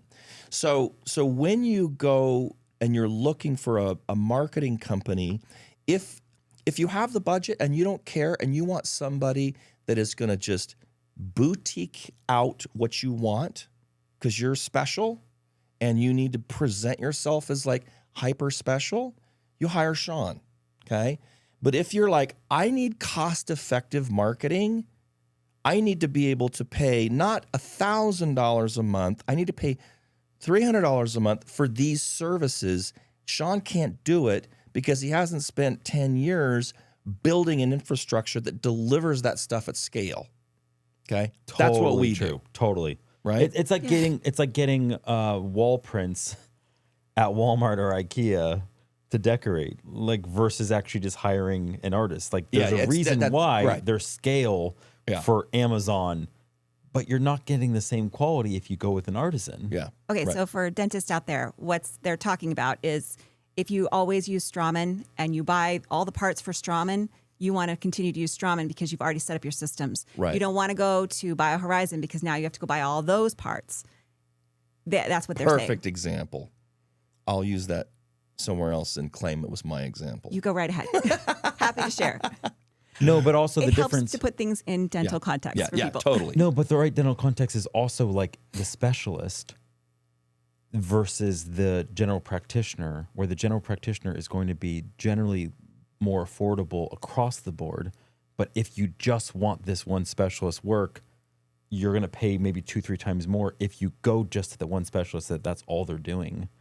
Or maybe I'm actually just flipping it's kind the of the opposite. opposite. Yeah, I was like, because if you decide you're going to do root canals, the amount of stuff you have to buy in order to do the root canals in this day and age, this is not true 20 years ago, but today, the amount of things that I have to purchase in order to do root canals, I can't do enough root canals to make that profitable in my practice. That's not true in other practices. Right. So the endodontist has already purchased all of that. they're already set up Already for it. They have the owns everything. systems. So yeah, they're not losing money in the same way. I have to do a certain number of them now to just recoup that cost. Yeah, they have a higher profitability because they've streamlined their office that way. Yeah. Same thing. So going back to your first question, like what does somebody ask? Well, if they're dental specific, and the question is how long have they been doing it, and are they able to streamline processes? You may be a doctor who is willing to pay the boutique prices, and you're just looking for a great creative mind. That's totally fine. For our company, that's not our client. Our client is the 80 to 90% of doctors who say, get me a patient for as cheap as possible. That's what we do, right? But if you come to me and you're like, Adrian, I want butterflies, monarch butterflies flying across my screen on my homepage, and I want them to land on a little girl's finger. And then I want a pop-up that says, butterflies are happy, and that's how we make you feel. I'll be like, you should call Shawn. I'm the monarch butterfly guy. Dude, I don't know. That's such a stupid example, but anyway. No, I hear exactly what you're saying. It's the difference between standardized services that you can do at scale affordably versus customized solutions. Yeah. But the bigger thing I'm hearing from you is consistency. You need somebody who's consistent, who has systems set up so that you as the doctor don't have to check in.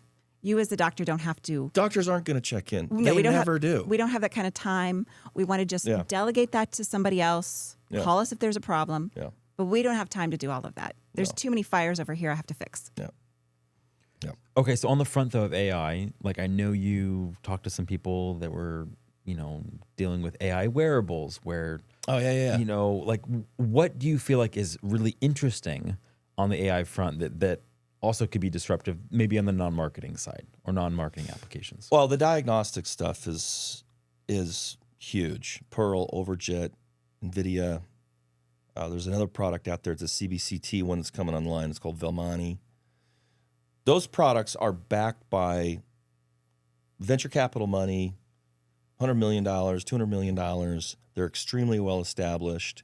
They've gone through at least I know Pearl has gone through FDA approval. And the word I get back from a lot of doctors, I mean, the majority is that it's extremely supportive and helpful in increasing case acceptance and providing some additional value to patients. Okay. Now, some doctors may say, it's just a fad, right? But generally speaking, my sense is that it's helpful and whatnot. Okay. So there are like products like that have come into the industry that I think are just going to become standardized stuff, and they'll become more and more, in depth. I mean, like the CBCT, like AI kind of stuff it's a really big lift because you're not running a 2D image through an AI or running a 3D image through an AI, and the computing power is like astronomical, but inevitably that's going to happen, right?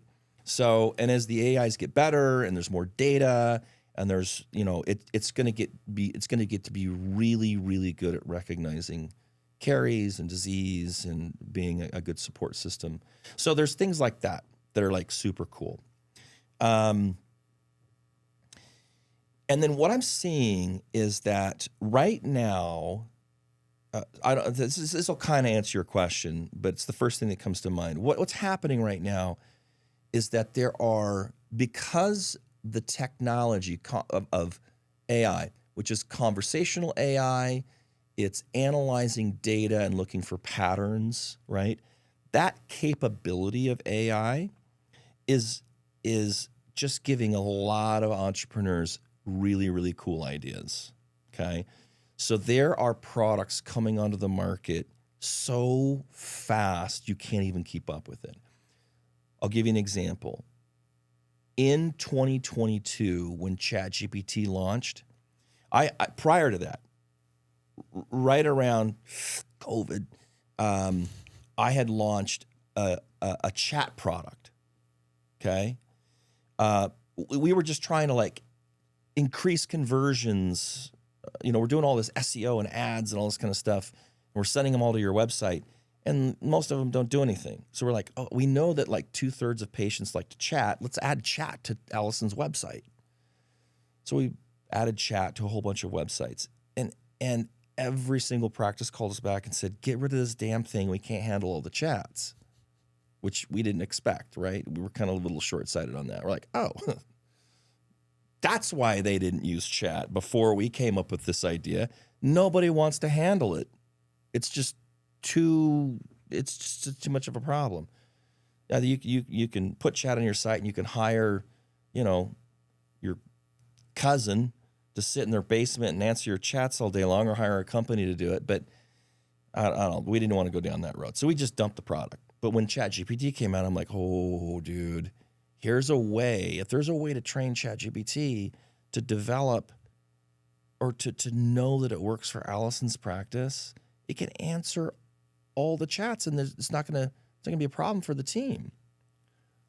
There's no disruption or anything like that, right? Welcome to Annie.ai. Yeah. So we invested in a company. We gave his name was Connor Ludlow.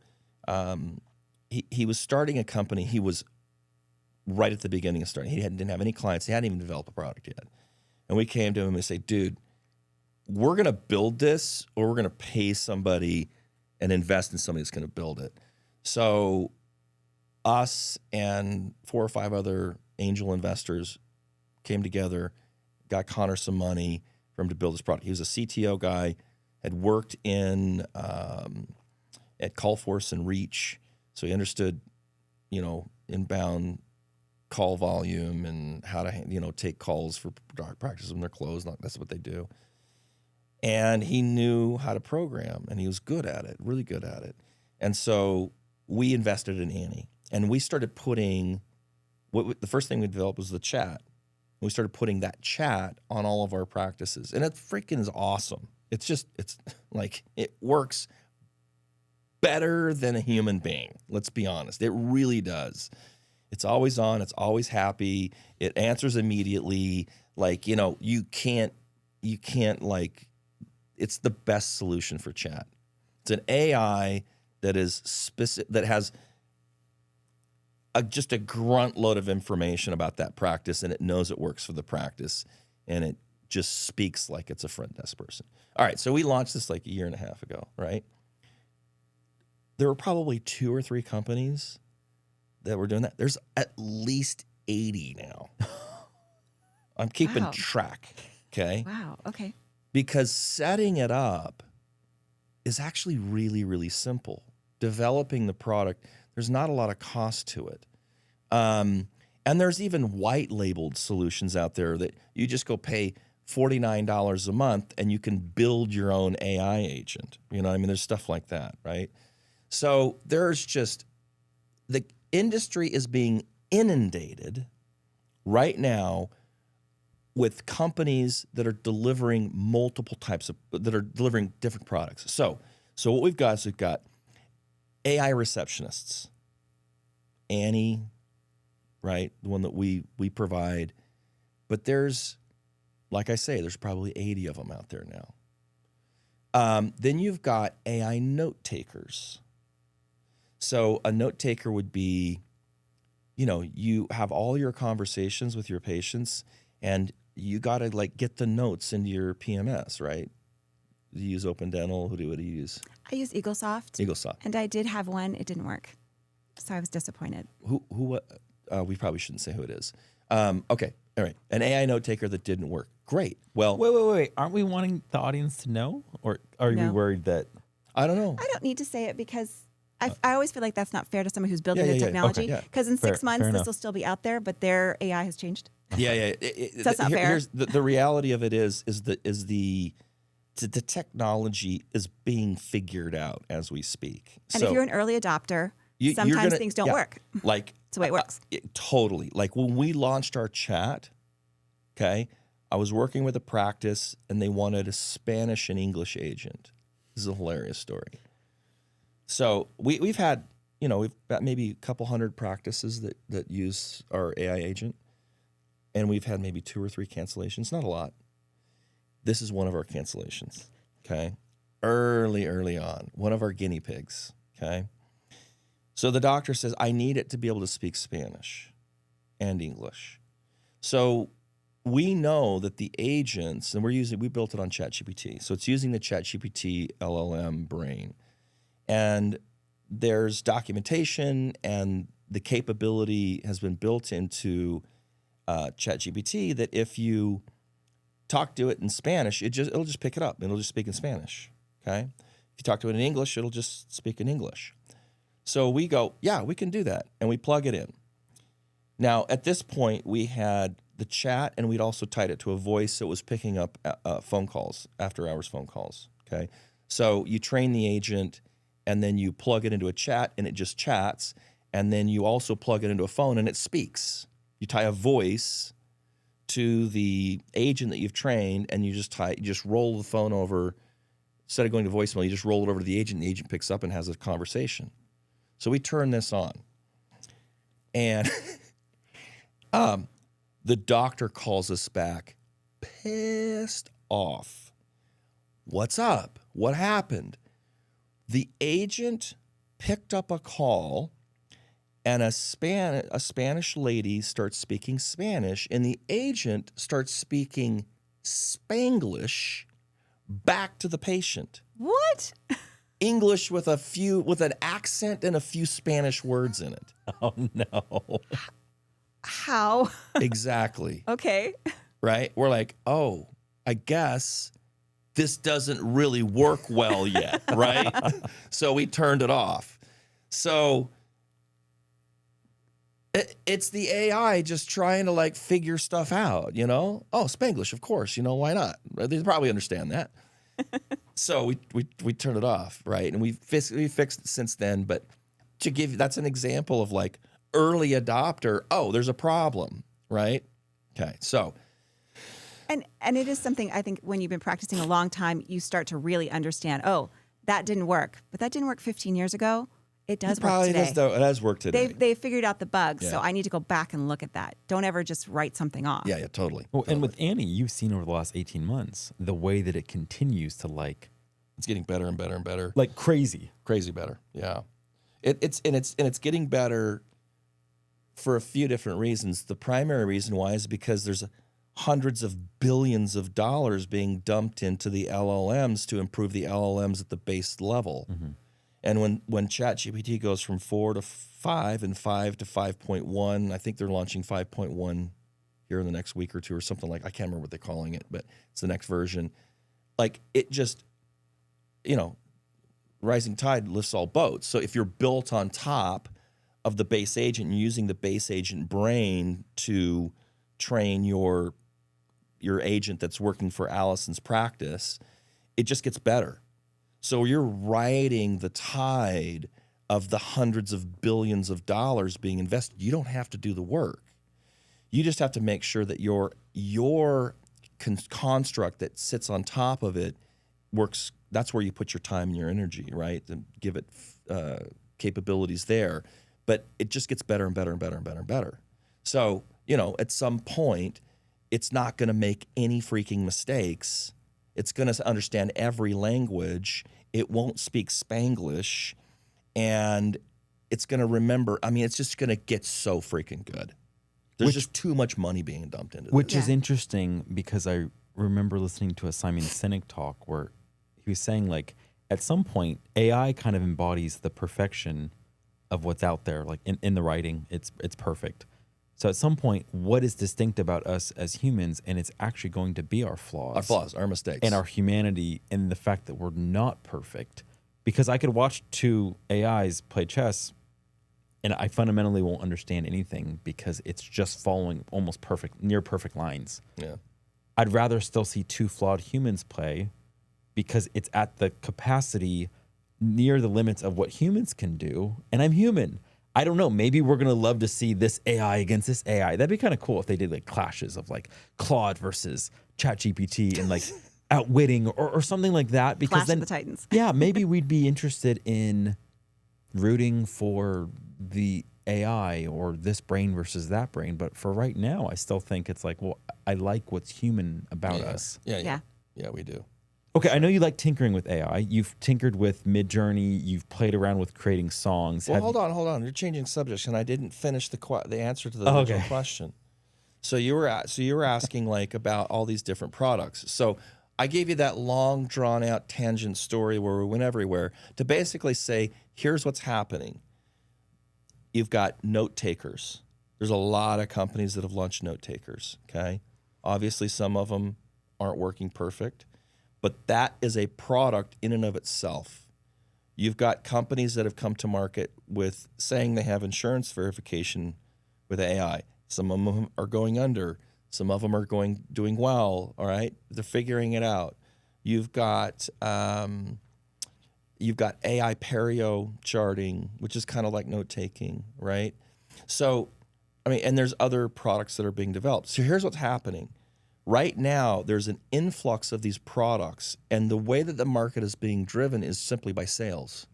Somebody comes up with a great idea, they go to market, and they're like, we can do all of your insurance verification via AI and cut costs. And you're like, hell yeah. I don't have to have somebody do insurance verification all freaking day long. I'll just do this, right? Or I can pick up all your phone calls. You're missing 33% of your phone calls. There's probably I don't know, $200,000 in revenue you're missing out every year. Let's plug it in and freaking save some business, right? So this is all being driven.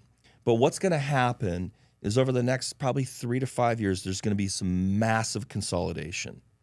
Okay, our product, Annie, will eventually do note taking.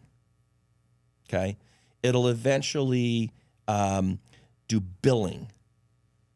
Right, it'll do outbound. We already have outbound hygiene and recare where it calls out to your patients that are active patients but do not have a future hygiene appointment and haven't had one in whatever time period you set. So it starts scheduling hygiene. Nobody likes to make the hygiene recare call. Really? Nobody wants to do it. It's a pain in the ass. Absolutely. Right. It's like the last thing somebody wants to do. That'll be fully automated. Right? So that's what's going to happen. Okay? Is you're going to get these companies either there's going to be a huge shakeup. You're going to have some main players, but you're going to get consolidation and costs are going to come way down. Right now, if you bought Pearl, Annie, eAssist for your insurance verification, which they'd use some AI in their insurance verification, the note taker company, a perio charting, AI company, you're going to spend $2,000, $2,500 a month. You're going to have all of those services for $500. Maybe $700, somewhere around there, a few $100. They all get consolidated. That's where we're at right now. Now I'm done. But even End scene.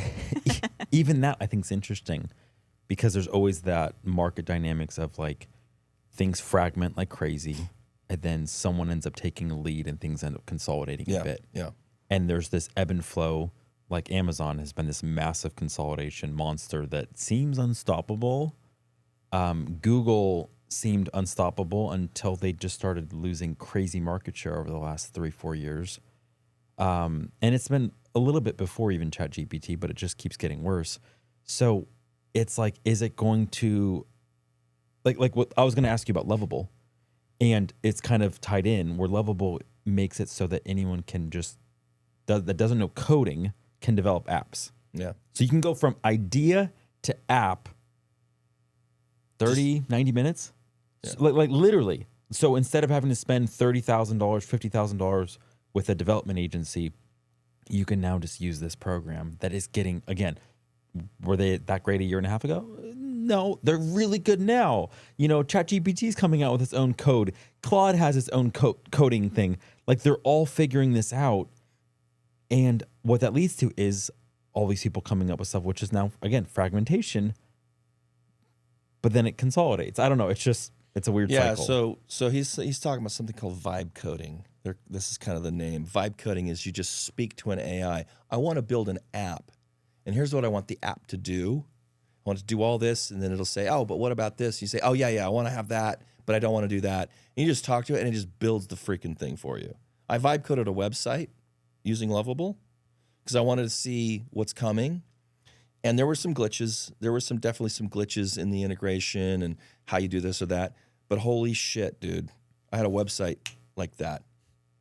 Change the color to this hex code. I don't like that. I don't like this. Boom, boom, boom, boom, boom, boom, done.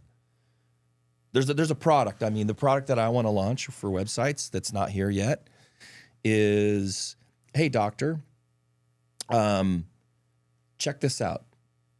Give me 15 minutes of your time. Let's just jump online. Tell me what you want. I'll build you a website, a new website right now.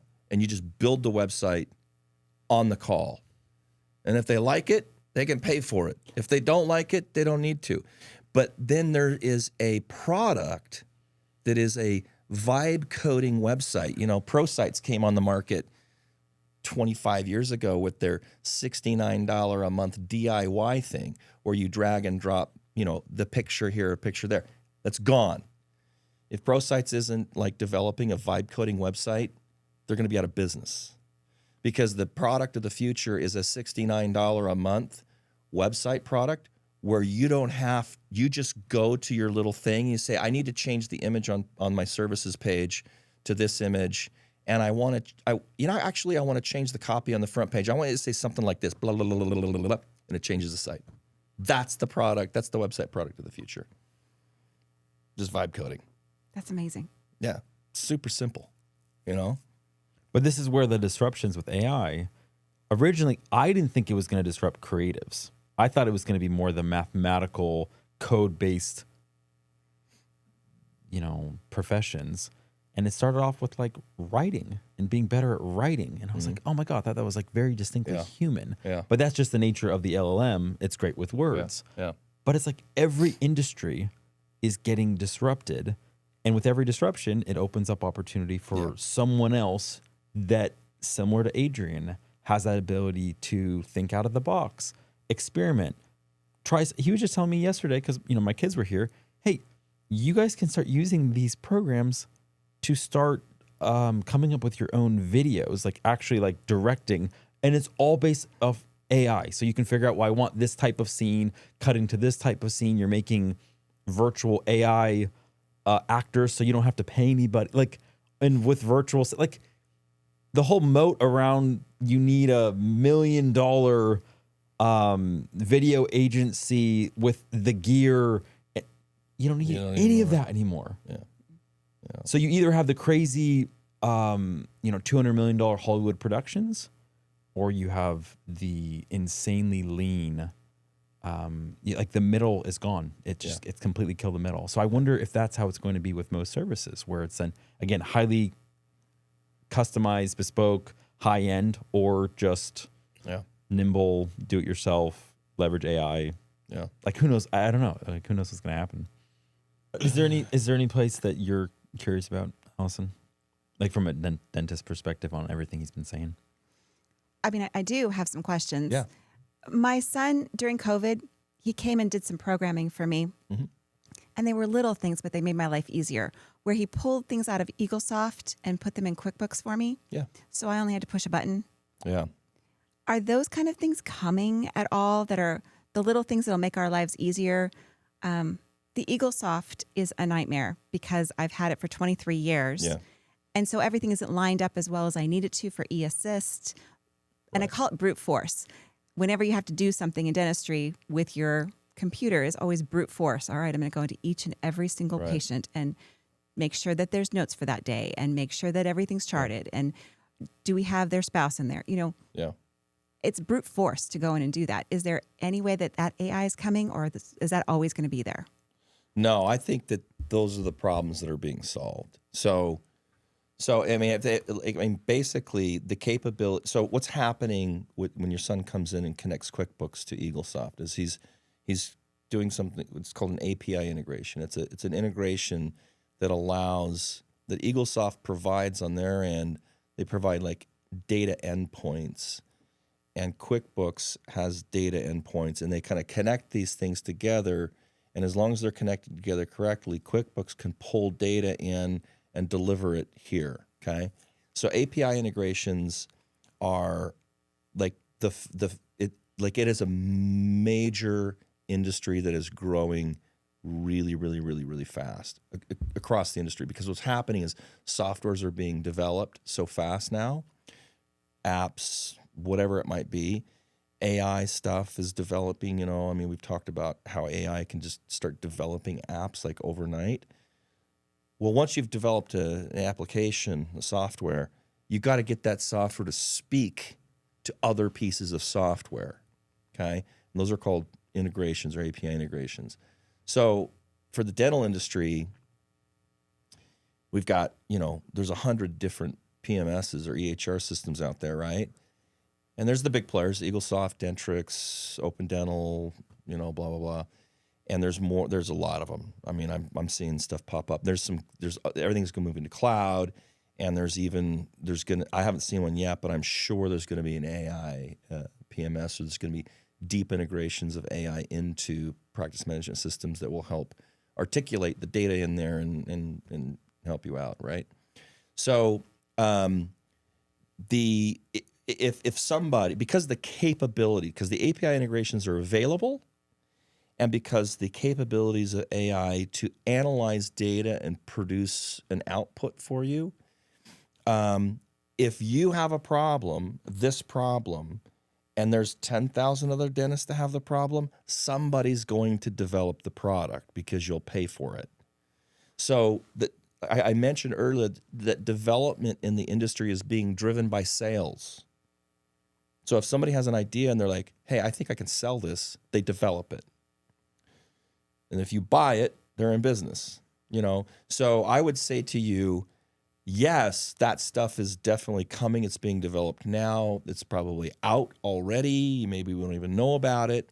And it will continue to try and streamline the brute force management of running your dental practice. Absolutely. So the other challenge that I'm finding is that, yes, some software has been developed. Like there's a QuickBooks Online, and I have QuickBooks Desktop. QuickBooks Online is terrible. It doesn't have near the features that my QuickBooks Desktop does. Okay. EagleSoft it's just this deep, rich, it's been well thought out. Some of the newer electronic health records they just don't have the depth. They don't have as much data. It's just not as well done. So now I have these old systems that I don't want to get rid of because of the extensive amount of data that I can put in. But I'm finding that things that are being made that you're talking about, what did you call it? The cloud-based? No, that you could talk to other softwares. Oh, API. Doesn't seem to be done for older software. Yeah, like is SoftDent the really old software? I've never used SoftDent, so I don't know. I think it's been on Dentrix the and market. EagleSoft are the really Anyway. the large ones. But I heard their PMSs are really closed and they don't work well. I mean, I've just heard from other people in the industry saying like, I'm the one person that has the API integration. Oh, dude, this is you're opening up a can of worms here. There's a whole conversation around who gets access to APIs. And isn't that more of a closed thing though in the PMSs? Like most modern softwares want it open because they want people to develop third-party software that can integrate. That's a good thing. Like think of like HubSpot. Like how many companies, and yet in dental it's like no, we're closed. You have to pay a certain fee to get access to our. I don't understand if that has to do with HIPAA or just like old business practices. Okay, let me answer that question. That still take us in a different direction. But let's talk about your first question of the QuickBooks Cloud versus desktop. So I know that didn't EagleSoft launch a cloud version of their product? I don't know. I think they might have one. I don't know. Anyway, Dentrix has Dentrix Ascend. Okay. Now, I don't know enough about the inner workings of the PMS systems out there to know that if Dentrix Desktop, the traditional one, and Dentrix Ascend, which I believe is their cloud-based version, is all exactly the same data. Okay. And from what I understand, it isn't. The cloud-based ones don't have the level of detail as the desktop. And that seems to be true in most things. Okay. Yeah. But I understand that's changing. I mean, I to answer your question, I don't know if I can answer your question because I don't know what these PMS companies, what like the feedback that they're getting from their clients, from you, from the doctors saying, I need my cloud service to have all the same data, and if people are requesting that, because if it's requested, I'm sure that they'll put development time into it and develop it that way, but. So anyway, I'm not sure exactly what'll happen there. No, I mean, but what you're saying is interesting because I think as dentists we complain to each other, but we don't always tell other people of what we're dealing with because there's all these nuances that you just get used to dealing with, and it's brute force. Yeah, and it's not reasonable to spend time doing that when you could be treating patients. You know, we have a client, it's a big DSO. I won't mention who it is. A couple hundred locations. We had problems with Dentrix. Some integration issue. We were on the phone with the CEO of the DSO CEO, and he's like, "Oh, this is bullshit. We should not be dealing with this. I'm just going to call Dentrix." So he calls Dentrix, and he's like, "If you guys don't fix this problem, we're going to have a problem." And they fixed the problem, right? Now that's a larger organization, 190 locations, but if you have 190 doctors call up complaining about the same thing, they'll probably start making some changes, right? So I think, the squeaky wheel gets the grease kind of thing. I don't think you should be ashamed to request development and tickets, development tickets from your PMS maybe if they don't pay attention to you, then you just, try and build a coalition, or something like that. So I don't know. No, I love that. That's Yeah, I think I would get on to. Is Dental Town still like the gutter of the dental industry? Sorry, Henry or Howard. Sorry, Howard. That's what I've heard. I love Howard. But, Howard is awesome. Yes, there's still people that talk on Dental Town. Yeah, you go there. It's mostly Facebook at this point. Okay, yeah. Just closed group Facebook groups. Yeah. You go there and you're like, hey, we got to build a coalition. Sign the petition. Yeah. Let's vote these people in, kind of thing. I don't know. I think that's probably how you'd handle it. All right, let's go back to your question about API integration. Okay, so I've had some intimate dealings with this. Okay, here's the crazy thing about API integrations and whatnot. There was a landmark case, and I can't remember the case, but it's been in the last couple of years, where it was found that the data in the practice management system is owned by the doctor. It's the doctor's data. Yes. It's not the practice management system's data. Okay. Henry Schein, Eaglesoft, Patterson does not own the data inside of Eaglesoft. You own the data. Of course. Okay. But Eaglesoft sells that data to me to provide my product, Annie. What are you talking about? What do you mean they sell my data? I am charged $30, $40, $50 a month or whatever it is to get access to your data. Interesting. Okay. Okay. So here's the weird thing that's happening. So practice management systems develop their product. They provide it to the doctor to run the practice. The data is owned, the patient data is owned by the doctor, but it's housed inside of the practice management system software of the organization, right? The PMS organization. Now, the PMS organization creates an API integration. So I come to Allison and you're like, hey, I want Annie. Set it up. Okay, now our Annie product, which is our AI receptionist, can schedule appointments. It can read data inside your patient management system. It can do a whole bunch of stuff, okay? And the way that it works is I make a connection between Annie and Eaglesoft. And the way to make that connection is I have to go to Eaglesoft and pay them a fee to get the data point, to get the API data points, to connect to my system. And then I pay an ongoing fee to keep it maintained, okay? Some of these fees are a few $1,000s set up and then like 30, 40, 50 bucks a month per client. So I now am giving you my product, but I'm paying Eaglesoft to access the data. Wow. Okay? Okay. You're not being paid. They are. Yeah. Even Okay. though she owns the data, technically. Right. Okay. So here's what's happened. Because soft API companies jump into this game and they're like, I'm not going to pay Henry Schein for the doctor's data. So they do a workaround and they go around Henry Schein's practice management system or Patterson's and they access the data directly. Now, they don't have to pay Henry Schein or Patterson or name your patient management system to deliver the data. A company like this is called NextHealth.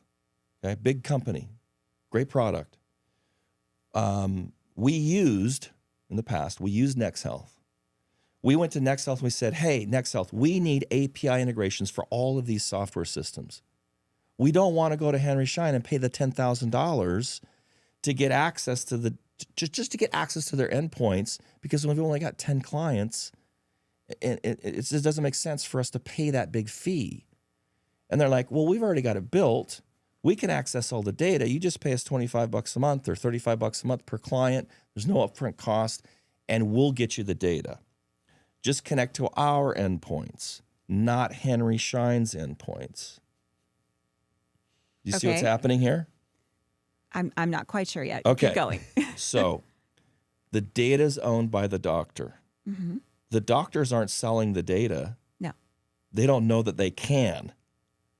you can't. That's being sold right now by the practice management systems. I hear what you're saying. Okay. All right. There's a whole So being issue. sold means like given access Given access. So I and hear getting you. sold. Someone's paying for access. Yeah, you're paying for access is what it is. Okay. Okay. So Henry Schein comes in, produces Dentrix. Dentrix is now in your system or EagleSoft or whatever. And if I want to access your data, I have to go to pay Henry Schein to get the endpoints to their patient management system, and I gather the data through their patient management system. Other companies have gone and said, that's bullshit. Henry Schein doesn't own the data. I'm going to get the data from the back, so to speak. I don't know how they do it, okay, but they get it not going through Henry Schein. They just access the data because Henry Schein doesn't own the data. Right. You own the data. So they just get access to it, and then you just pay them for the API integration. NextHealth, Kala, there's a whole bunch of companies that do this. All right, so here's what happens. All of a sudden, Henry Schein's like, hey, they're not paying us for the data. They went and grabbed it directly. So they take them to court. And I can't remember the lawsuit, and I can't remember exactly who it was. You can look it up. But it goes to court, and it is ruled that the practice management companies don't own the data. They can't forcibly remove people from accessing the data and force them to go through the practice management systems. So they're like, shit. Now all these companies are grabbing data and selling it for other softwares. Okay. And they're missing out on their revenue. Okay. So what happens now is Henry Schein basically, and I've gotten these emails, so this is not private.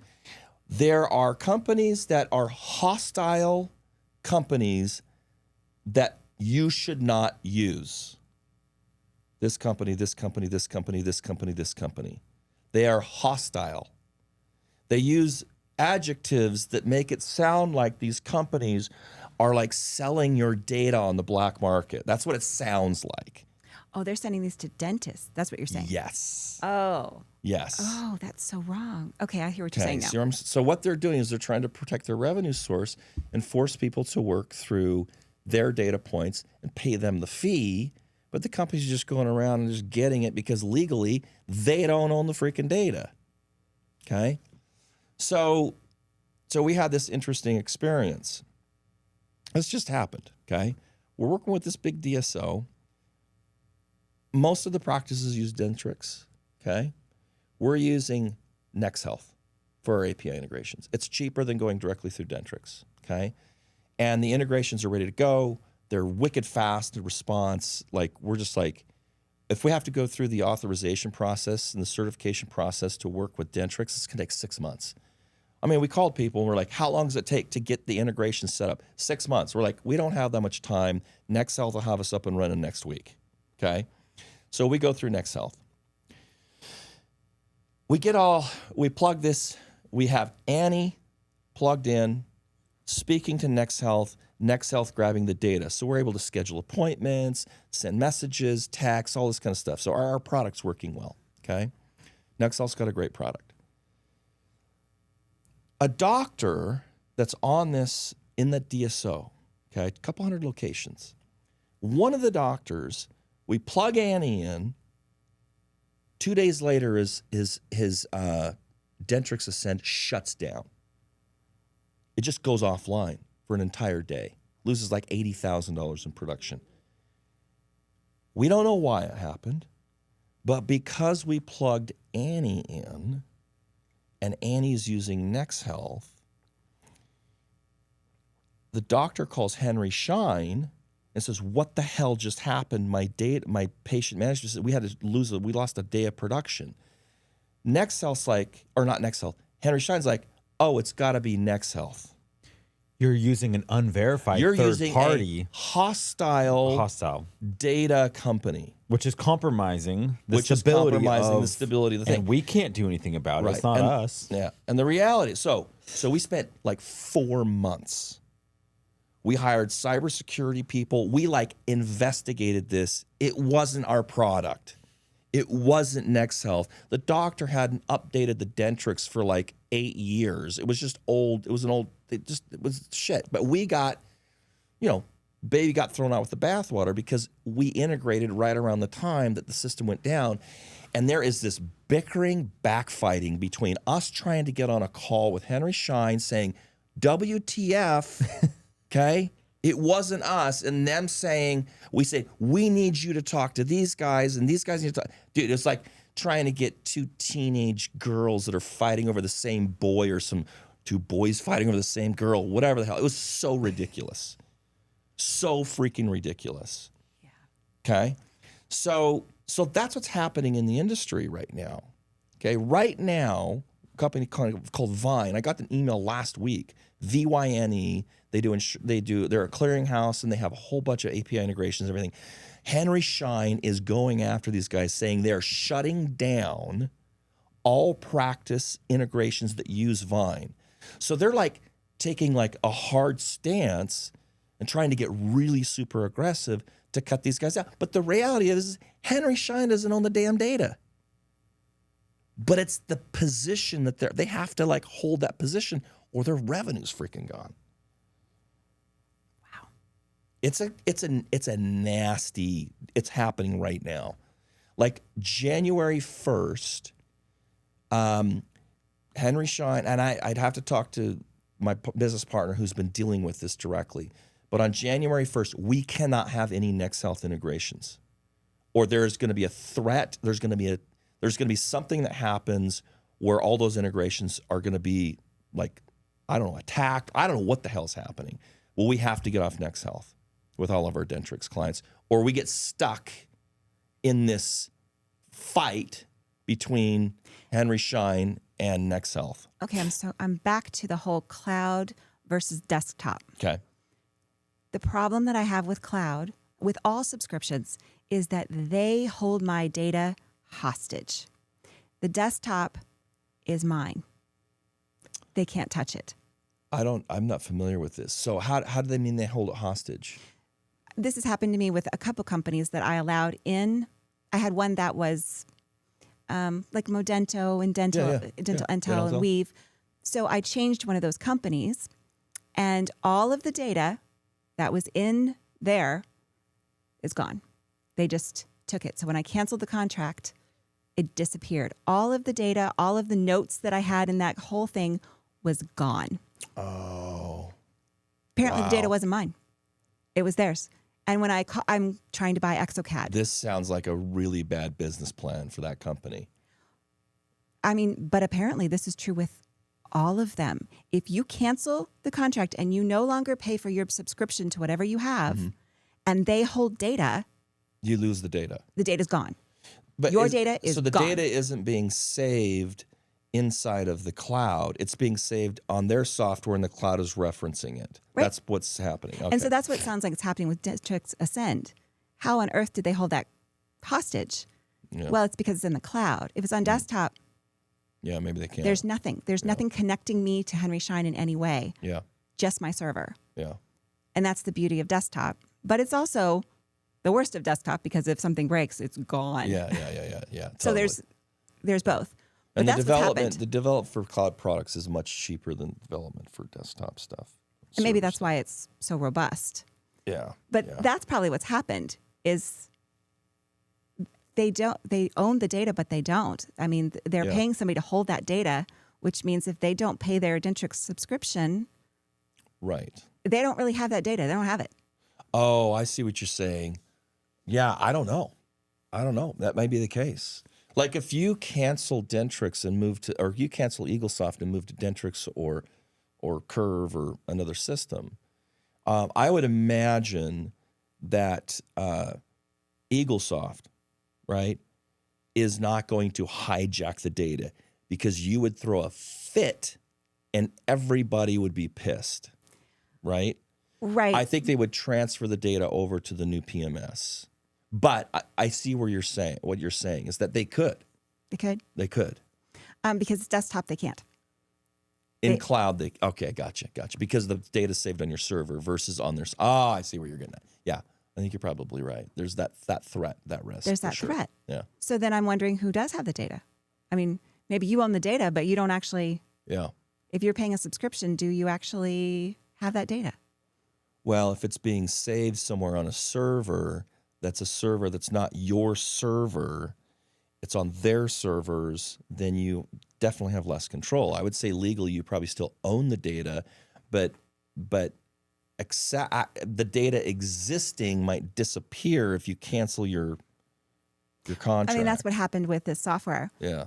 I called and said, we'll renew. They're like, sorry, it's gone. Yeah, they just deleted it. We just deleted it. It's gone. Yeah. But so back to That's the messy. whole PMS, I guess what's confusing is, okay, the patient data technically belongs to the dentist, but the patient data is being stored on a server that the dentist doesn't own if Right. it's in the cloud. And these companies are just saying, we want to be able to set up a port at that server and access that data that, yes, is owned by the dentist, but really is being serviced, held, and sourced and stored held. Yeah, by them. And they're like, yeah, so can't we be the gatekeeper that says who can attach to our port of entry? You can't just take our merchants' stuff at our port without paying the duties and the fees. Right. And I don't know where there are standards that say yes they can or no they can't. I have no idea. How do I get about that server I back have in my no office? idea. No, Yeah. that you shouldn't. Everything's gone cloud-based for, 10, 15 years. Like, the idea isn't, I can't guarantee the protection of my data if it's not on a physical server. Because I think... No, it's not the protection. I mean, yes, we worry about all of that. But it's that it's lost. Yeah, they just delete it. They just delete it. It's gone. And so that was it was just sitting on top of your important patient data. It wasn't the actual patients. It was just context for the patients per se, so we like text, meeting notes. It was a text. So I text the patient, "Hey, I'm just checking on you. How are you feeling today after the surgery?" Patient's like, "I'm doing great. Thank you so much." This part of the record, and we assumed that it was always going to be part of the record. So I didn't move it into the patient Right. notes. But were you given the option, at least while it was active with the subscription, to Download export it? or export it. Yeah. No, it Okay. wasn't even discussed. It was just there. Dude, this is exactly like a situation that we would discuss in the DIC. I know. Like this Exactly. is exactly one of the issues. It's like, wait, how does this work? Like, holy shit. Nobody's like really like flow charted what's going on here and how to handle it. And who's the body that's saying Yeah. this is wrong, and we're protecting the Yeah, dentist yeah. from Exactly. this sort of, I don't know, that I don't even know, abuse. I don't know. Like the fact that you thought you'd have access to that's valuable information about patient communication that you had, and all of a sudden It's they're gone. like, oh yeah, sorry, that was ours, and you That was stopped yours, paying. apparently. And And that's the thing with ExoCAD. So ExoCAD is a software that designs, it's a lab software. Yeah. So I wanted to buy it and then design with my 3D printer and my CEREC machine. And I was really excited about this Yeah. until I found out that if I buy it, then it's mine. But nobody buys it. It's a lease. Oh. And when you lease it, it's theirs. Yeah. It's theirs. And so if I decide 5 years from now that ExoCAD is not the best lab to work with anymore, it's not the best design, all of that data will be gone. Yeah. Yeah. That's a huge problem in the industry. I need that data. Yeah. And the fact that that ExoCAD wouldn't speak to EagleSoft, and you export the data and pull it into the somewhere, if there's even a record place where you can save it inside of EagleSoft. There's I don't even none. know. There probably isn't. Like, yeah. So, yeah. It's a huge problem in the like industry. Yeah. And so someone's going to have to solve that problem at some point because we need to have our data, all of it. And it needs to be ours. Yeah. And so it shocks me that you have to pay somebody else to get to my data. Ultimately, what needs to be built, and there would be a tremendous amount of lawsuits and resistance to this. Okay, and anybody who wants to take this project on is giving up 30 years of their life and a shitstorm of fights. But what needs to be built is a practice management system, is an open source practice management system that the dentist basically gets.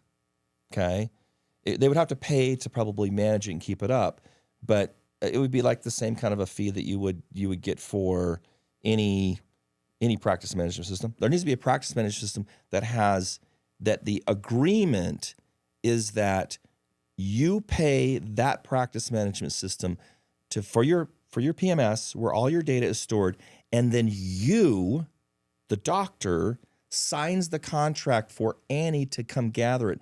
So I am paying you to offer you my service. Because here's what happens. You know how we talked about earlier about all these different softwares that are being developed? They're all paying for integrations. So let's say that Dr. Allison House has Annie, has Pearl, has the note taker, has eAssist, and has like 5 other softwares that all access EagleSoft. EagleSoft's getting paid 10 times for the same integration. 10 times over. It's my $30 a month. It's Pearl paying $30 a month to EagleSoft. Every single company has their own API integration. So now, which ultimately is costing me. Because it's built into the fee that I'm charging you. Of course, you have to. So what you do is you flip the script.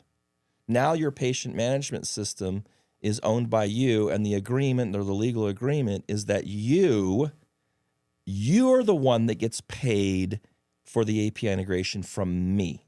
So I end up dropping the fee that I would charge you for Annie, and I drop it by 30 or 40 or 50 bucks or whatever I would typically build in to your data. So your fees drop.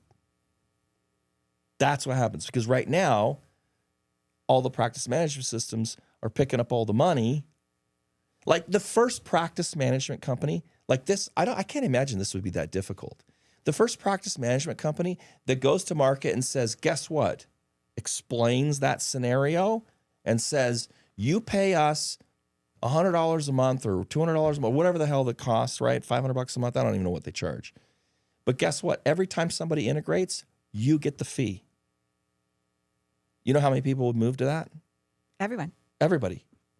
Yeah. So somebody out there, freaking build it, please. You heard it first here. Yeah, it's like ridiculous. You know what would happen is that company would be immediately sued by every freaking other practice management company, and whoever does it has to be backed and ready for a fight. Yeah. But what you're saying brings up something amazing, and that's that established moats that have kept dominance, kept market share, they're disappearing because of technology, AI, and how fast. So what happens is, like, I was going to ask you the question of, okay, in 5 years from now, you walk into 10 different dental practices. What do those dental practices look like? Like, do they have massive front desks? Is it a virtual bot? Is it tons of operatories, or is it just one that's efficiently used? Does it look more like a spa? And the reality is, like, I think so many different business models are going to emerge because the ability to test and experiment quickly at low cost, like it's just accessible now. Like you can put up a website with different messaging for a different clientele and see if it gets traction. Yeah. Before you decide to pivot, like you can test and experiment with ideas so much faster than ever before. And anyone that is going to be a pioneer and innovator, and all of a sudden in a market, and it's like, wow, this whole new model with this new, and it's going on, like, and they don't have a front desk at all, and all of a sudden it just starts being this money making model. It's not going to be difficult to switch to something like that. Yeah. Because switching costs aren't as challenging anymore. Yeah. But now you have big companies that are like, oh my gosh, we don't know when all of a sudden market share this year is going to be 80% and next year it's not, because we don't own the thing anymore, because you can get around the thing. Mm-hmm. And I know I'm talking with abstractions, but who knows what the future of dentistry is going to be like. I always thought the future would look more like a hospital. I felt like it would just make more sense because the technology that we want, the technology that we need, Yomi, the cone beam, we want CEREC, we want exocad, I want all of it. I need to have like 10 doctors, and it should be like a hospital, like a dental hospital. And then we could have all the AI we wanted to, because we wouldn't have to have as many employees. It wouldn't be, the employees would be working in the clinical piece. Right. The front desk piece, all of that would be done beautifully because it's done by AI. Questions would be answered, but you would have to have some collaborative in order to have all the technology that you want. Right. Has anybody built anything like that? They have it in Australia. That's where I got the idea. Oh, really? But no, there doesn't seem to be anything. We have the DSOs, but the DSOs didn't really do that. They have a lot of buying up local practices and then, streamlining and they're streamlining, but there's still a small practice with, 5 operatories or even 10 operatories is not enough to support the kind of technology that I think we would all like. Yeah. But taking the inverse thinking really quick, like imagine if a solo doctor had to be able to afford an MRI machine. Yeah. Some of the technology is only because of the scale and it's offset. It's a different model that can, but yet you have to buy all these expensive pieces of equipment by yourself. I have to buy all the expensive pieces of equipment on myself. Lots of expensive mistakes because sometimes they don't work. They don't integrate. As far as utilization though, are you fully utilizing all these pieces of equipment all the time, or could 10 other dentists benefit from this same? The cone beam, 100%. 10 other dentists could use it. I'm not using that every day. I do use it. Right. But oftentimes it's sitting there underutilized. Absolutely. My CEREC machine, no, you can't touch it. That thing goes all day, every day. I really need another milling machine, but that's beside the point. Right. The other pieces of technology, a lab person in the office, there's so much that could be done. Yeah. And then we could all afford to have this level of technology that we would all like. Maybe. Yeah. Someday. It could bring the price down to the end user because of economies of scale. Yeah. Right. Well, basically you're going in and it's the way I think about it, and I don't know, I have no idea in terms of like how to do something like this, because I've never been involved in like building a building a practice, right, and being a dentist. But it's like why should every dentist buy a CBCT, right? When you could, it's just like, it's the same thing as like, self-driving cars. I mean, they're coming, right? And the whole model for self-driving cars is that you will just pay a fee monthly. You won't own a car. You'll just pay a $250 monthly fee, and you hit your app and the freaking car shows up and drives you where you want to go. So it's like an ongoing taxi service. That's like, and what happens is that reduces the amount of traffic because now there's less you don't have 2 cars parked in your freaking garage, not being used 90% of the time, right? You're just using right. So it's kind of like the same idea. Like you get a CBCT machine, and is there any way to like scale that so it's being used all damn day long by 30 different dentists? I think that's what we should do. I think it makes the most sense. How do you do that? You either have to have a location where all the patients are somebody's going to take the risk of building the dental hospital. Yeah. Yeah. And that's probably maybe Phoenix. Maybe Phoenix could do that, but Flagstaff can't do that. There's no way to support that. Okay, but I don't like the name. As the branding guy, this sounds like a sick ward. Like hospital doesn't sound concierge, high end. Like I think of it as like a place people go to die. Now obviously that's not true, but I'm just saying I know you're not suggesting that as the brand, but right off the bat, I'm like, we're not calling it a hospital. But like a center for dental excellence. Sure. But it should resemble a hospital where you have everything under one roof. Yeah. Every procedure, every technology, anything you wanted, so that patients could have the highest quality. Even the specialists, right? The specialist should be there. Like you don't have to refer across town. Oh, they're right there. She's right there. Like we're at the one stop. Can you get patients to come from 50 miles away to your place rather than just going to a local dentist? Look at Mayo Clinic. People come across will travel to different states if they want to go to a Mayo Clinic because it is viewed as the best. So can you get, now obviously there's other competing hospitals it's not the same analogy, but I'm just saying if it gets viewed as the place to go for the best dental outcomes, where normal dentistry is very affordable because of scale, because of whatever the systems are, and then even the high-end specialty dentistry, you're not having to incorporate all these crazy fees that every dentist is now having to pay. So I'm guessing service fees would come down, or it could come down theoretically. I think they could. I think the problem that you're running into is the marketing. No, that's where the problem is the people. Dentists do not work and play well with others. We could not get that many dentists in a practice that will get along with each other. I know a great marketer that could figure out the marketing problem. My Social Practice, you've heard of that, right? Who's that? Is that a social media company? He's a really handsome guy, epic hair. And he's brilliant. Oh my gosh. I'm sure, but you have to get all these people to get along. It's a totally different model. It's like a nail salon. Like you either like lease out space to dentists who are willing to work in that environment, or it's a DSO model where they've just brought dentists in and they control it. It's just it's a different thing. The crazy thing is that the way you do marketing for dentistry right now is just so geo-targeted, because it's not healthcare, it's not insurance, it's healthcare, it's not insurance driven. You know what I mean? I mean, it kind of is, but kind of isn't.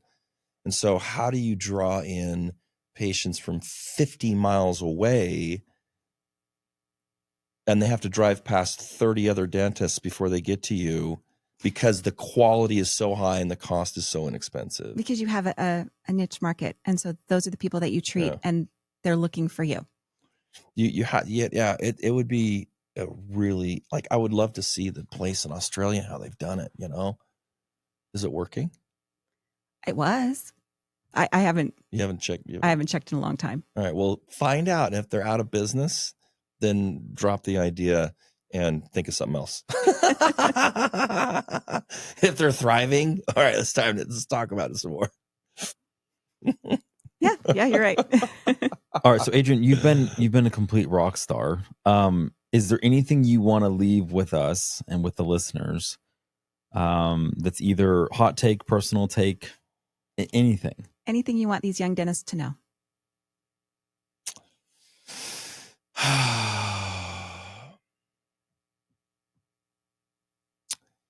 I'm having a lot of thoughts, and most of them are funny. Okay, go with it. No, now the drop won't work. I don't know, man. Let's see. I don't know. I think you have to ask me a question that's more direct, because my mind is like, I'm thinking about raising children, and then I'm thinking about psychedelics, and then I'm thinking about marketing, and then I'm, narrow this for me so that you can help my brain coalesce into one idea. I have two takeaways that you've shared that are really important. Okay. First of all, I think that we're not looking at our database. There are probably influencers in our practice already. And number two, it sounds like when we get somebody to come in and market for us, they need to be dental specific. It is really important that they understand the industry. Otherwise, we're not getting what we want. Yeah, and you're not getting it at scale. And I just, frankly, I mean, this is not law. It's not that you're not going to get somebody awesome, because you might, but the averages would probably be that you're not going to get stuff at scale, and the quality may not be on point, right? Or you're paying a premium for somebody that's outside of the dental industry that really understands marketing to spend quality time developing something. And I think that that's great. There's a lot of people that are just brilliant marketers, and they can do it for anybody, right? So yeah, those are some good points. Yeah. If our listeners want to follow you, they want to connect with you. Obviously, you're doing things. I don't know if Annie's separate than My Social Practice as far as the website. Yeah. There's also Bite site. Where do you want them to go? So our website's mysocialpractice.com. And Annie is one of our products, so it's on the website. You can go there. the Bite-Sized Podcast, BYTE sized podcast, is a dental AI and technology podcast that I launched because there's just so much misinformation around AI and technology because it's moving so fast right now that people just they can't keep up with it. And so I wanted to start that to kind of like start interviewing and bringing on KOLs and people that understand certain topics and subjects to just start having a voice around what's happening in the industry. And, so we talk about, like, I've done a couple episodes recently with Paul Murphy from Black Talent Security, which is a cybersecurity company. Talk about how people hack, how hackers grab your data and what they do with it, stuff like that, right? This whole HIPAA, or not HIPAA, but this API integration issue. I haven't done that because it's such a hot and saucy conversation. I don't know if I should go to Henry Schein or the API company to interview him, but that's like a topic that we would discuss, right? So anything like that, you can subscribe. I've got on our blog, on our website, I have all the episodes there, but you can also go to Bite-Sized Podcast on YouTube. It's on Spotify. So that's a really great resource for just kind of like trending dental tech and AI stuff. And then what's the main problem that you solve with My Social Practice? New patients. Okay. So if I'm a practice and I want more patients. Yeah, we do new pay. We go find the patients. That's what we do. So, and we do pretty much anything digital. So, website design, SEO, social media, ads, AI SEO, reputation management. We don't do print mail, things like that. But anything digital we do. Scheduler, we do all the scheduling. We have a bitchin' dashboard that reports on literally everything. We track everything all the way through scheduled appointments. We can show you how much revenue you're generating from your ads or your efforts here or there. We track the whole thing. It's a great, it's taken us years to put it together, but it's like the data, like Allison, you like hire somebody, you're like, I don't know what the hell's going on. I just need to know I'm not wasting my money. It's like, we can say, yeah, you spent this much. Here's how much you generated.